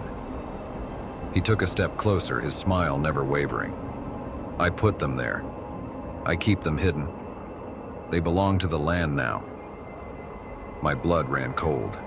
"You're saying you're responsible for the disappearances?" The man nodded, his eyes locked on mine. "They're not dead, officer. They're waiting." I didn't wait to hear any more. I drew my gun, my pulse racing. "Get on the ground." But before I could react, he moved faster than I could have imagined. One moment he was standing there, and the next, he was gone, disappeared into the shadows, as if he'd never been there at all. I searched the area, calling for backup, but there was no trace of him. It was as if he had vanished into thin air, leaving me standing alone by the silos with nothing but the wind for company. The police searched the fields for days, bringing in cadaver dogs, forensic teams, the works. They found nothing, no bodies, no evidence, no sign that anything had been buried there. It was like the man had said. They were hidden, waiting beneath the earth where no one could reach them. I turned in the toy soldier to evidence, but it didn't matter. The case went cold, and the disappearances were chalked up to another mystery no one could solve. But I know what I saw. I know what's out there, under the fields, beneath the silos, and I know that somewhere, the man is still out there too, waiting for his next victim, ready to bury another child beneath the dirt where no one will ever find them. The shadows of Chicago's underworld. My name is Alex Martinez, and until recently, I was a freelance journalist based in Chicago. I specialized in uncovering hidden stories, the kind that lurk beneath the surface of everyday life. Last summer, I stumbled upon something that made me question everything I thought I knew about this city, a discovery that still haunts me. It all began when I received an anonymous tip about unusual activities happening in the old warehouses along the Chicago River's industrial corridor. The email was brief. "If you want a real story, check out the docks at night. Beware of the shadows." Intrigued, I decided to investigate. On a humid July evening, I drove to the desolate area near South Ashland Avenue. The streets were eerily quiet, illuminated only by the dim glow of sporadic streetlights. Parking my car behind an abandoned building, I made my way toward the docks with my camera and notebook in hand. As I approached, I noticed a group of unmarked vans parked near a warehouse. Men in dark clothing were unloading large, unidentifiable crates. They moved with brisk efficiency, speaking in hushed tones. From a concealed spot behind some stacked pallets, I began taking photos. Suddenly, a hand clamped down on my shoulder. I spun around to face a stern-looking security guard. "This is private property," he said gruffly. "You need to leave." "Sorry, I must have gotten lost," I replied, trying to sound casual. He didn't budge. "Now?" I nodded and retreated to my car, but from a distance, I continued to watch. The men finished unloading and disappeared into the warehouse. Something about the operation felt off. Why all the secrecy for a simple delivery? Over the next few days, I dug into property records and business licenses, but found nothing linking the warehouse to any legitimate company. It was as if the place didn't officially exist. Determined to uncover the truth, I returned the following night. This time, I equipped myself with a telephoto lens and positioned myself on the rooftop of a nearby building. Around midnight, the vans returned. The men unloaded more crates, but now I could see them transferring the contents into smaller packages. some containing weapons, others filled with what looked like bags of pills.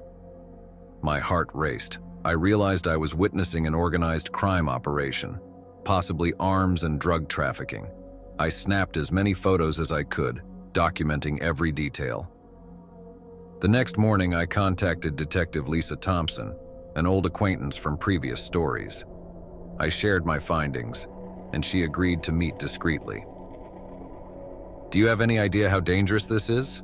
she asked after reviewing the photos at a quiet cafe on the north side.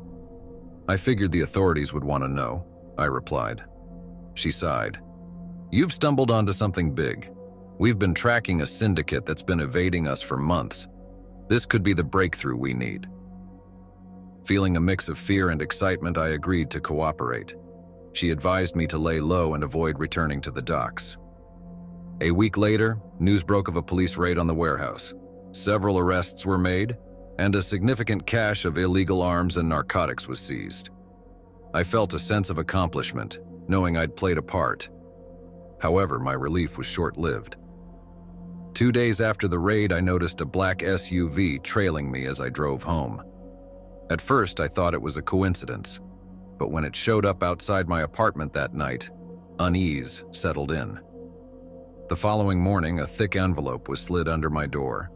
Inside were printed photos of me, captured while I was grocery shopping, walking in my neighborhood, even meeting with Detective Thompson. There was also a note: "Stay out of matters that don't concern you." I immediately called Lisa. "I think they know it was me," I whispered, my voice shaky.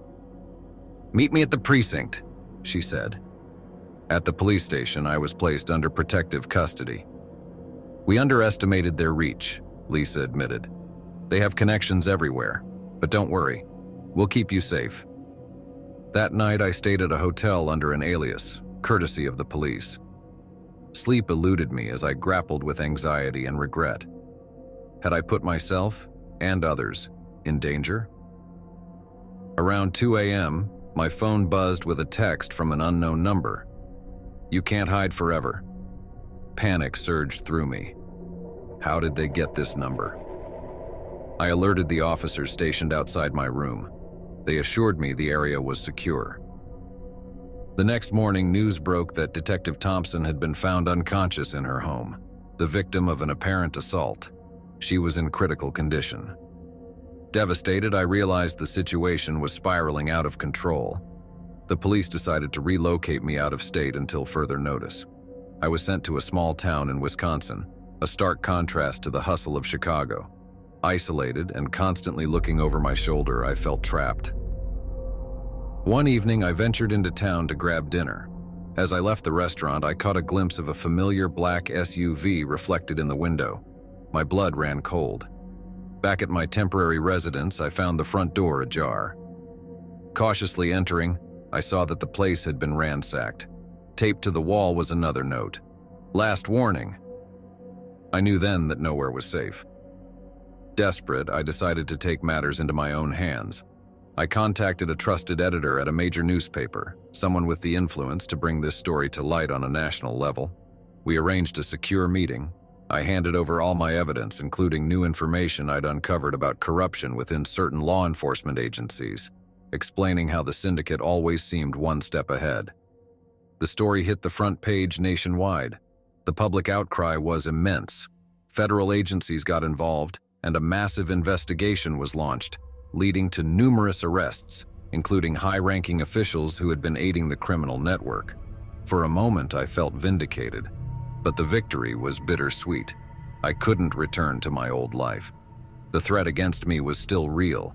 The syndicate might have been crippled, but not entirely dismantled. I entered a witness protection program, receiving a new identity and relocating to a different part of the country. I became someone else, leaving behind my career, my friends, and the city I loved.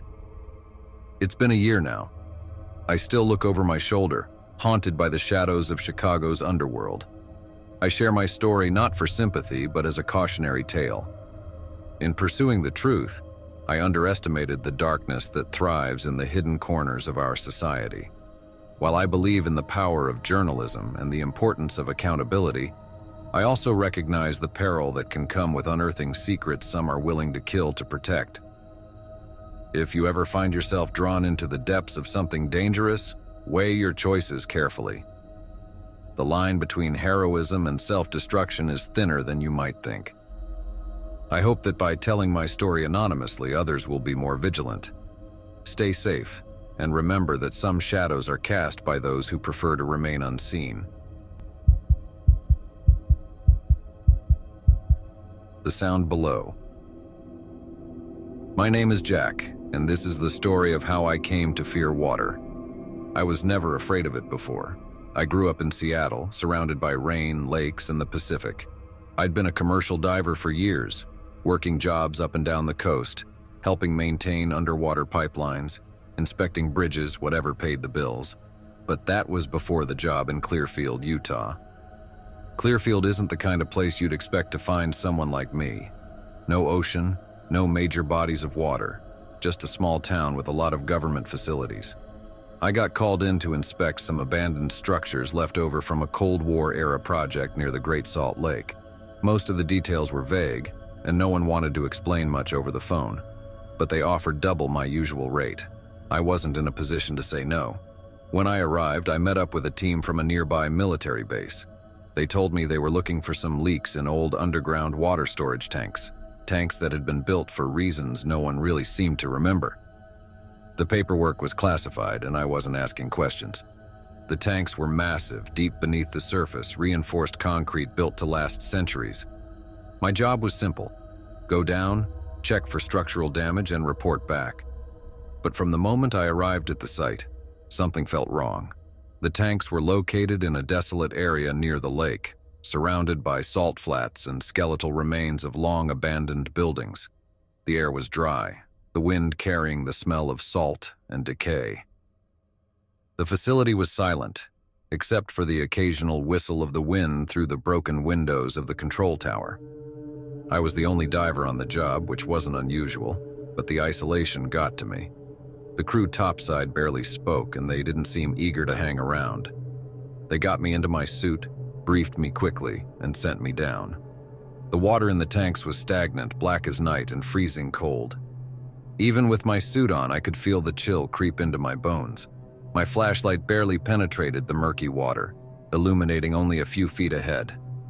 As I descended deeper, the pressure around me increased, and so did the sense of something watching. I shook it off, focusing on the job. I found some cracks in the concrete, nothing major, and started marking them for repair. But then, I heard it. A sound, faint at first, barely audible through the thick water. It wasn't the usual creaks or groans of a structure under pressure. No, this was something else. It was rhythmic, like a pulse, deep and low, echoing through the water around me. I stopped, listening, trying to locate the source. It seemed to be coming from below. Against my better judgment, I decided to investigate. I followed the sound down, descending deeper into the tank than I had planned. The pulse grew louder, reverberating through the water and into my skull. My head ached, but I kept going, driven by some strange compulsion. The bottom of the tank was coated in silt, undisturbed for decades, but something was down there, something large and metallic, buried beneath layers of grime.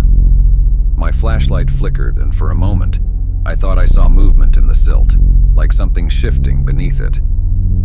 I radioed to the surface, asking if they knew what was down there. Static. I tried again, but all I got was garbled noise, like the signal couldn't penetrate the depth.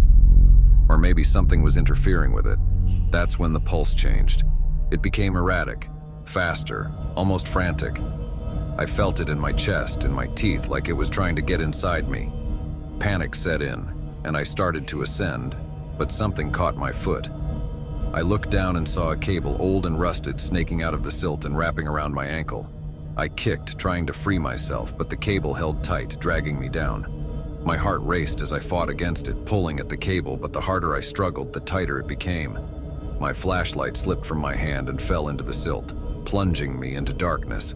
The pulse was deafening now, pounding inside my head, drowning out every thought except one. Something is here with me. I don't know how I managed to free myself, but eventually the cable loosened, and I kicked toward the surface, desperate for air. The ascent felt like it took hours, my lungs burning, my vision swimming. When I finally breached the surface, gasping for breath, I was alone. The crew was gone. The equipment, the trucks, everything was gone. The only sound was the wind howling through the empty facility. I climbed out of the tank, shivering, my suit dripping with freezing water, and staggered toward the control tower, but the doors were locked. No lights, no power. I was stranded. I tried my radio again, but all I heard was static. No one was answering. I spent hours pacing the facility, trying to find a way to contact someone, anyone, but there was nothing, just silence. That night, I camped out in the control tower, watching the tanks from the broken window. The pulse was still there, faint but constant, vibrating through the ground. I couldn't stop hearing it. When the sun rose, a military truck finally showed up. A new crew. No explanation. They didn't say much, just packed me into the truck and drove me back to town. I asked them about the others, the team that had left me behind. They said no one else had been out there, that I had been the only one on the job. I quit diving after that, sold all my gear, moved as far from the water as I could. But the pulse hasn't stopped. Sometimes late at night I can still hear it. Faint, but there. And I know it's waiting for me to come back.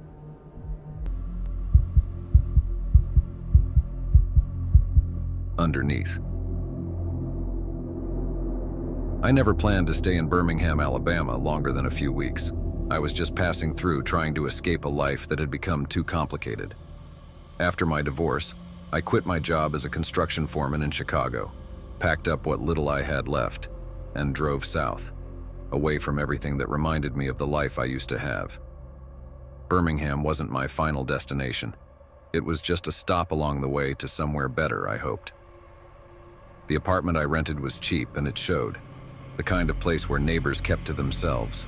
The parking lot was filled with cars that hadn't moved in weeks, and the hallway lights flickered every so often. The landlord, an old guy named Ralph, gave me a brief tour, pointing out the laundry room and mentioning a leaky roof. "Place ain't much, but it's quiet," he said. And that's what I needed. Quiet. The wallpaper was peeling at the corners. The floors creaked with every step, and the plumbing groaned whenever I turned on the sink. But for $500 a month, I wasn't going to complain. It didn't matter anyway. I wasn't planning on staying long enough for it to bother me. Then, a few days in, I noticed the scratching. At first, I brushed it off. I assumed it was rats or squirrels. The building was old, and Ralph didn't seem like the kind of guy who handled complaints quickly. The scratching would start around midnight, faint at first, coming from somewhere beneath the floor. It wasn't the random scurrying of small feet. It was slower, more deliberate, like nails dragging across wood. I told myself it was nothing, just the building settling. But every night it got a little louder, a little closer. One night, after I'd had a couple of beers and the noise was louder than ever, I decided to do something about it. Armed with a flashlight and the crowbar I kept in my closet, left over from my days in construction, I pulled up the loose floorboards beneath my bed. The smell hit me first. Musty, like wet wood and old dust. Shining the light into the crawl space beneath the floor, I saw nothing at first, just darkness. Then I noticed the scratches. Deep, jagged lines cut into the wooden beams like someone, or something, had clawed at them. My stomach tightened. I dropped the floorboards back into place and tried to push the image out of my mind. Maybe they had been there for years, long before I moved in. Maybe it was nothing. But from that night on, the scratching wasn't something I could ignore anymore. I started sleeping with the lights on. I'd leave the TV playing old reruns for background noise, trying to drown out the sound of nails on wood. I told myself it was stress, or my imagination, or maybe a side effect of too much late-night beer. But the scratching kept coming back, louder each time, until it wasn't just under the bed, it was in the walls, following me from room to room. One night I was dozing off on the couch, an old baseball game playing softly on the TV, when I heard it again. This time, it wasn't beneath me. It was in the hallway, right outside my front door. My heart pounded, and my hand instinctively reached for the crowbar leaning against the wall. I stood up, listening. The scratching was steady, rhythmic, like someone dragging something sharp across the other side of the door. I hesitated for a moment, then walked slowly toward the door. Taking a deep breath, I looked through the peephole. Nothing, just the dimly lit hallway. I opened the door cautiously. The hallway stretched out into the shadows, empty and silent. But the scratching didn't stop. It was inside the walls now, louder than ever, like it was surrounding me. I closed the door and locked it, my mind racing. This couldn't be real. The next morning, I decided to talk to Ralph. I wasn't sure what I expected, a quick fix, maybe some reassurance. But when I mentioned the scratching, his face changed. "You're in 304, right?" he asked, avoiding my gaze. "Yeah, why?" He shifted uncomfortably. "That unit, some tenants have mentioned noises before. Old building like this, it carries sounds, probably just pipes or settling." "Pipes don't leave scratches under the floorboards," I said, trying to keep my voice steady. He sighed. "Look, I can have someone take a look, but I can't promise anything. These walls are old and sounds travel in strange ways." I left his office feeling more unsettled than before. It seemed like he knew more than he was letting on. That night, I decided to investigate further. I wasn't going to run this time. I had run from my life, my marriage, my problems. But I wasn't running from this. I stayed awake, waiting. Just after midnight, the scratching started again. I grabbed my flashlight and followed the sound back to the bedroom. The floorboards near the closet seemed uneven, like they'd been disturbed. I pried them up, exposing another section of the crawl space. The smell was stronger here, earthy and damp. Shining the light inside, I noticed something shiny embedded in the dirt. I reached in and pulled out a small metal object. It was a key, old and rusted. Puzzled, I examined it. What was a key doing under my floorboards? As I held it, I heard a faint creaking sound from behind me. I turned quickly, but nothing was there. I decided to see where the key might fit. Searching the apartment, I found a small locked door at the back of the hallway closet, something I hadn't noticed before. The key fit perfectly. Opening the door, I found a narrow staircase leading downward. My pulse quickened. This didn't make any sense. My apartment was on the 3rd floor. Curiosity got the better of me. I descended the stairs cautiously, the air growing colder with each step. At the bottom, I found myself in a small room cluttered with old furniture, boxes, and discarded belongings. It looked like a forgotten storage space. As I moved the flashlight around, I noticed markings on the walls, tallies scratched into the plaster, hundreds of them. Papers scattered on a table caught my eye. They were letters, unsent, written by someone named Daniel. Reading through them, I realized Daniel had lived in my apartment years ago. His letters spoke of hearing noises, seeing shadows, feeling watched. He wrote about a hidden room where he felt compelled to spend his time, where the scratching was loudest. A chill ran down my spine. Suddenly, a loud bang echoed from above. Startled, I dropped the papers. It sounded like the door had slammed shut. I rushed back up the stairs only to find the small door locked from the other side. Panic set in. I pounded on the door, shouting for help, but the thick wood muffled my voice. My phone had no signal in the enclosed space. I was trapped. Taking a deep breath, I tried to think rationally. There had to be another way out. Returning to the room below, I searched for anything that could help. Behind a stack of boxes, I found a small window, dirty but intact. Peering through, I realized it led to the alley behind the building. Using the crowbar, I managed to pry the window open. It was a tight squeeze, but I climbed through, scraping my arms on the rough edges. I dropped down into the alley, breathing in the cool night air. I didn't go back for my belongings. I left the apartment that night and never returned. A few days later, I called Ralph to tell him I was terminating my lease. He didn't seem surprised. "Figures," he said. "Place ain't for everyone." I wanted to press him for more information, but decided it wasn't worth it. I just wanted to move on. I settled in a new town, far from Birmingham, trying to put the experience behind me. But sometimes, late at night, I still think about that hidden room, the tallies on the wall, and Daniel's letters. I wonder how many others had found that room, or if anyone had ever found Daniel. In the end, I realized that running from my problems had only led me to new ones. Perhaps the scratching was a coincidence, or maybe it was the manifestation of my own unresolved issues. Either way, it forced me to confront the fact that I couldn't keep running. I started seeing a therapist to work through everything: the divorce, the anxiety, the lingering fears. It's helped. The nights are quieter now. I may never know what truly happened in that apartment, but I've learned that sometimes the things that haunt us are not ghosts or monsters, but the shadows of our own minds. The Charleston Haunting. My name is Mike Danner, and I've been a truck driver for 15 years. I've hauled loads across every stretch of highway this country has to offer. Most days are uneventful, just me, the open road, and the hum of the engine.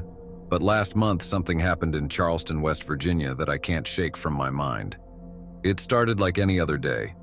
I'd just finished a delivery in Pittsburgh and was heading south when my dispatcher, Dave, called with a new assignment.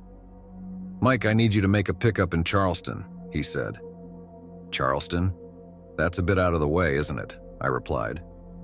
"Yeah, but it's important. Client's request. Here's the address." He sent over the details and I punched the location into my GPS. The place was listed as an operational warehouse, though I'd never been there before. As I drove through the winding roads of West Virginia, the sky grew heavy with thick gray clouds. The radio sputtered with static, so I turned it off, left alone with the sound of rain pattering against the windshield. By the time I reached the outskirts of Charleston, dusk had settled in. The warehouse stood at the end of a narrow gravel road, flanked by dense woods on either side. It looked old, brick walls weathered by time, windows dark and boarded up. A faded sign hung crookedly above the entrance: Carter and Sons Storage. I frowned. This didn't look like any active warehouse I'd ever seen, but the lights above the loading dock flickered to life as I pulled in, casting an eerie glow over the puddles forming on the cracked asphalt. I parked the truck, grabbed my paperwork, and headed toward the door. A sense of unease settled over me, but I brushed it off. Just another odd job. The metal door creaked loudly as I pushed it open. Inside, the air was damp and musty, carrying the scent of mold and something else I couldn't place. The overhead lights buzzed and flickered, illuminating rows of empty shelves stretching into the darkness. "Hello?" I called out. My voice echoed back to me. I checked my phone. No signal. Not unusual for these parts, but inconvenient. The instructions said someone would meet me inside to assist with the load. I waited a moment, listening to the silence. A soft scuffling sound caught my attention. "Anyone here?" I tried again, louder this time. Still nothing. I walked deeper into the warehouse, my footsteps echoing on the concrete floor. The place felt abandoned, yet there were signs of recent activity. A set of fresh footprints marked the dusty floor, leading around a corner. I hesitated but decided to follow them. As I rounded the corner, I stopped short. In the middle of the aisle stood a large metal container, unlike any shipping crate I'd seen before. It was about the size of a small car, made of thick, riveted steel. Heavy chains wrapped around it multiple times, secured with old but sturdy padlocks. Oddly, the chains and locks seemed newer than the container itself, less corroded. The container's surface was etched with strange symbols, circles intersecting with lines, forming patterns that made my eyes feel funny if I stared too long. I approached cautiously, reaching out to touch one of the chains. It was cold to the touch, slick from the damp air. Just then, a faint thud sounded from within the container. I jerked my hand back. "Hello?" I called uncertainly. "Is someone in there?" Silence. I pressed my ear against the cool metal, holding my breath. For a moment, all I heard was the distant hum of the lights. Then a muffled scratching sound like nails scraping against steel. My heart began to pound. Was someone trapped inside? I looked around for tools, anything I could use to break the locks. But then a rational thought hit me. What if this was some kind of prank? Or worse, a trap? I stepped back, deciding it was time to leave and get help. As I turned to go, the overhead lights flickered violently before going out entirely, plunging the warehouse into darkness. Great, I muttered, fumbling for my phone to use as a flashlight. A loud clang echoed behind me, the sound of metal striking metal. I spun around, the weak light from my phone barely piercing the darkness. The container stood as before, but the chains seemed to have shifted, some hanging loosely as if they'd been unraveled. Panic surged through me. Without another thought, I sprinted toward the entrance, the beam from my phone bouncing wildly. Behind me, I heard the unmistakable sound of metal groaning, as if the container's lid was being pried open. I reached the door and yanked it hard. It wouldn't budge. "Come on," I shouted, throwing my weight against it. It was as if it had been locked from the outside. A whispering sound drifted through the air, indecipherable but growing louder. It seemed to come from all around me. Desperate, I searched for another exit. Spotting a faint light to my left, I raced toward it, weaving between shelves and dodging debris.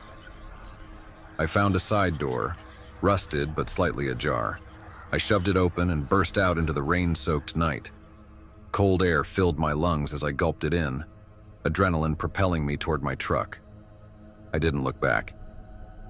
Jumping into the cab, hands trembling, I fumbled with the keys before starting the engine and pulling away, not daring to look back at the warehouse.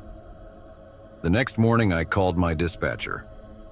"Dave, what the hell happened last night? That warehouse was abandoned and there was no one there." He paused.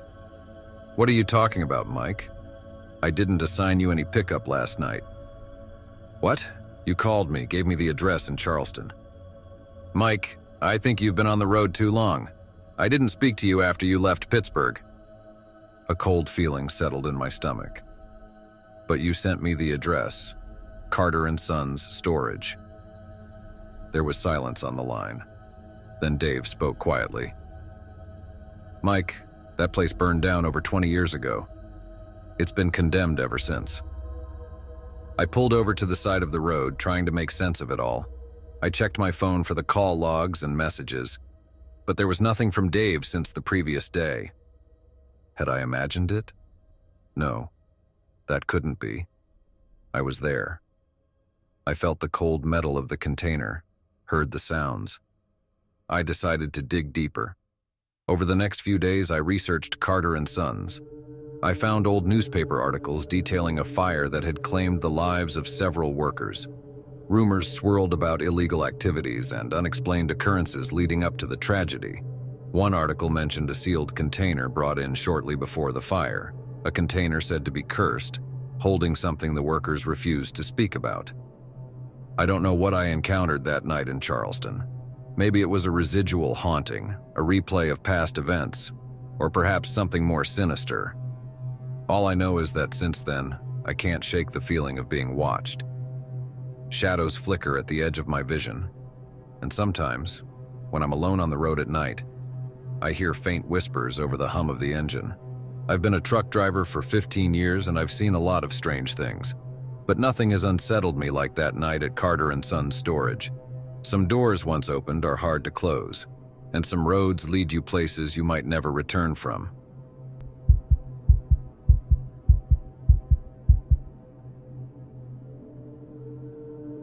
Whispers in the pines. There are corners of Boise that time seems to have forgotten. Old neighborhoods nestled behind the bustling downtown, where ancient pines loom over cracked sidewalks, and shadows linger even at midday. I never had a reason to wander those silent streets, until the calls began. My name is Logan Pierce, a detective with the Boise Police Department. I've seen my share of darkness, homicides, missing persons, the senseless cruelties people inflict on one another. But nothing prepared me for what unfolded over the past month. It started with a body and spiraled into a mystery that still haunts me. The first call came on a crisp October morning. Darlene Foster, a woman in her late 30s, had been found dead in her home on Pinecrest Lane, a secluded street on the city's edge. From the moment I stepped into her house, I knew this was no ordinary crime scene. Darlene lay sprawled in her living room, her body marred by intricate cuts forming symbols and patterns across her skin. Circles interwoven with lines, shapes resembling ancient runes or scripts I'd never seen before. There were no signs of forced entry, no indications of a struggle. It was as if she had welcomed her killer. My partner, Joe Ramirez, and I scoured every inch of the house. The neighbors had nothing to offer, no strange noises, no unfamiliar visitors. Darlene lived alone, kept to herself. The forensic team couldn't trace the markings to any known language or code. Back at the station, I couldn't shake the image of those symbols. They felt deliberate, purposeful, as if conveying a message meant to be deciphered. I began sifting through databases, looking for similar cases, but nothing matched. 2 weeks later, another body surfaced. Robert Eastman, early 40s, lived just 3 streets over from Darlene. Same pristine home, same lack of evidence, and the same eerie markings etched into his flesh. The media whispered about a serial killer. The department felt the mounting pressure. Desperate for leads, I delved into the archives, poring over cold cases that had gathered dust for decades. Finally, I stumbled upon a series of unsolved murders from 1982. 3 victims, all from the same neighborhood, all killed in the same ritualistic manner, their bodies adorned with the same enigmatic symbols. The lead detective on the original case was Edward Blake, a name that had faded into obscurity along with the files. Tracking him down wasn't easy, but I eventually found him living alone in a dilapidated house on the outskirts of town. Blake greeted us with wary eyes. His once sturdy frame had withered, and his hands trembled ever so slightly as he gestured us inside. The walls were lined with yellowed newspapers and photographs, remnants of a past he couldn't leave behind. When we mentioned the recent murders, his face went ashen. "It's starting again," he muttered, more to himself than to us. "What is?" I pressed. He hesitated before pulling out an old notebook, its pages frayed and stained. "Back in '82, we thought we were chasing a killer, but it was more than that. The symbols, they're ancient, linked to old rituals, things best left forgotten." Joe exchanged a skeptical glance with me. "Are you saying this is some kind of cult?" Blake shook his head. "I don't know who or what is behind this, but those woods, there's something in them, something that watches." "Why wasn't this in the official reports?" I demanded. Would anyone have believed me? His eyes bore into mine, a mix of fear and resignation. I lost my partner in those woods. He went in one night chasing whispers. They never found his body. As we left, Blake grabbed my arm. "If you value your life, stay away from Pinecrest Woods." That night, sleep eluded me. The symbols danced behind my eyelids every time I closed them. Unable to rest, I found myself driving toward Pinecrest Lane, drawn by an inexplicable urge. The neighborhood was cloaked in darkness, the towering pines casting long, skeletal shadows across the road. Parking near Robert Eastman's house, I stepped out into the chilly air. A faint rustling echoed from the woods beyond, a sound too deliberate to be the wind. Gripping my flashlight, I approached the tree line. The whispers began softly, indistinct murmurings that seemed to emanate from the very air around me. My heart pounded as I pushed through the underbrush, the beam of light slicing through the oppressive darkness. Deeper in, I stumbled upon a clearing bathed in an otherworldly glow. At its center lay a circle of stones, each carved with the same symbols that had been cut into the victim's skin. The ground within the circle was freshly disturbed, a shallow pit yawning open like a gaping wound. As I stepped closer, the whispers intensified, resolving into discernible words in a language I didn't understand. The air grew thick, heavy with the scent of damp earth and something metallic. Blood, perhaps. Suddenly, a figure flickered at the edge of my vision. a shadow that moved independently of any light source. I spun around, but it vanished as quickly as it appeared. The flashlight flickered, and for a moment darkness swallowed everything. When the light returned, the clearing was empty. The whispers had ceased, leaving an eerie silence that pressed against my ears. The next day, I pored over texts on ancient symbology and folklore, seeking any reference to the markings and the circle of stones. One symbol recurred, a pine tree intertwined with an eye, associated with old legends about guardians of the forest, watchers who demanded offerings. Determined to get answers, I revisited Blake. His door swung open before I could knock. "You went into the woods, didn't you?" he said, eyes wide with fear. "I saw the clearing," I admitted. "What is it?" He ushered me inside, locking the door behind us. "It's a threshold," he whispered, "a place where the veil between worlds is thin. Those symbols are a summons, a ritual to awaken something ancient." "Why target these people?" I asked.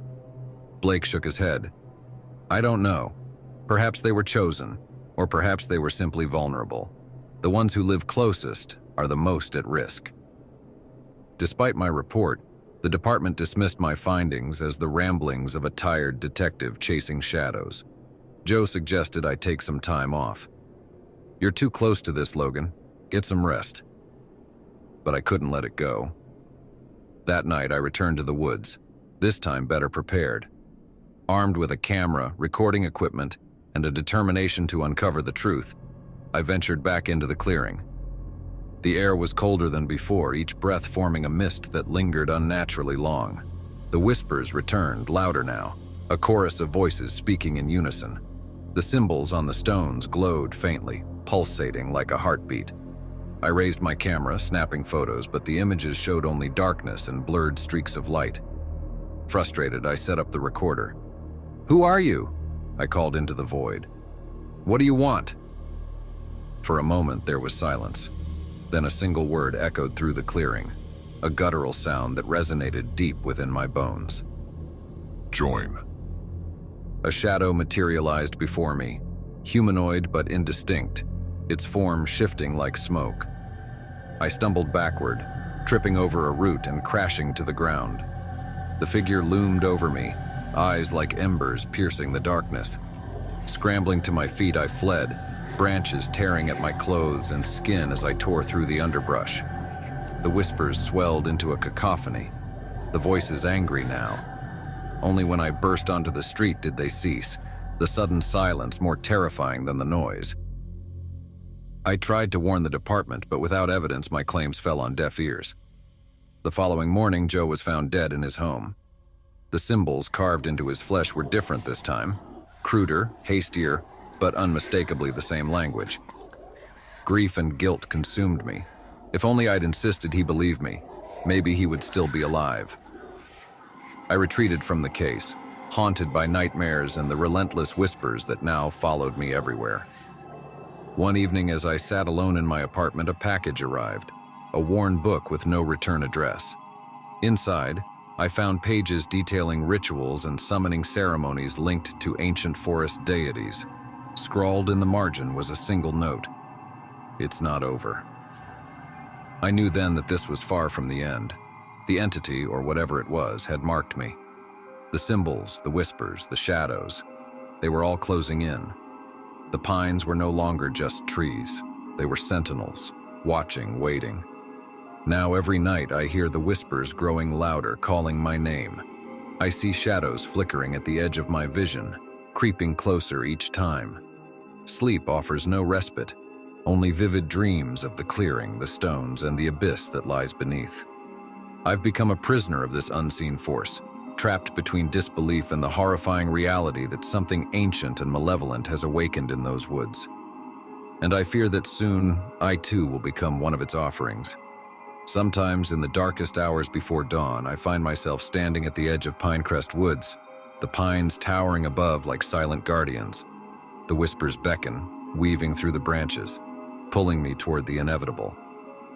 And I know that one day I won't be able to resist the call of the whispers in the pines.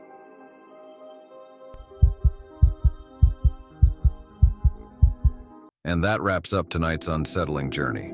If you enjoyed these terrifying tales, or if they kept you awake, make sure to hit that like button and subscribe for more spine-chilling stories. Let me know in the comments which one left you the most rattled. And remember, the darkness is always closer than you think. Until next time, stay safe, stay scared, and whatever you do, don't look behind you.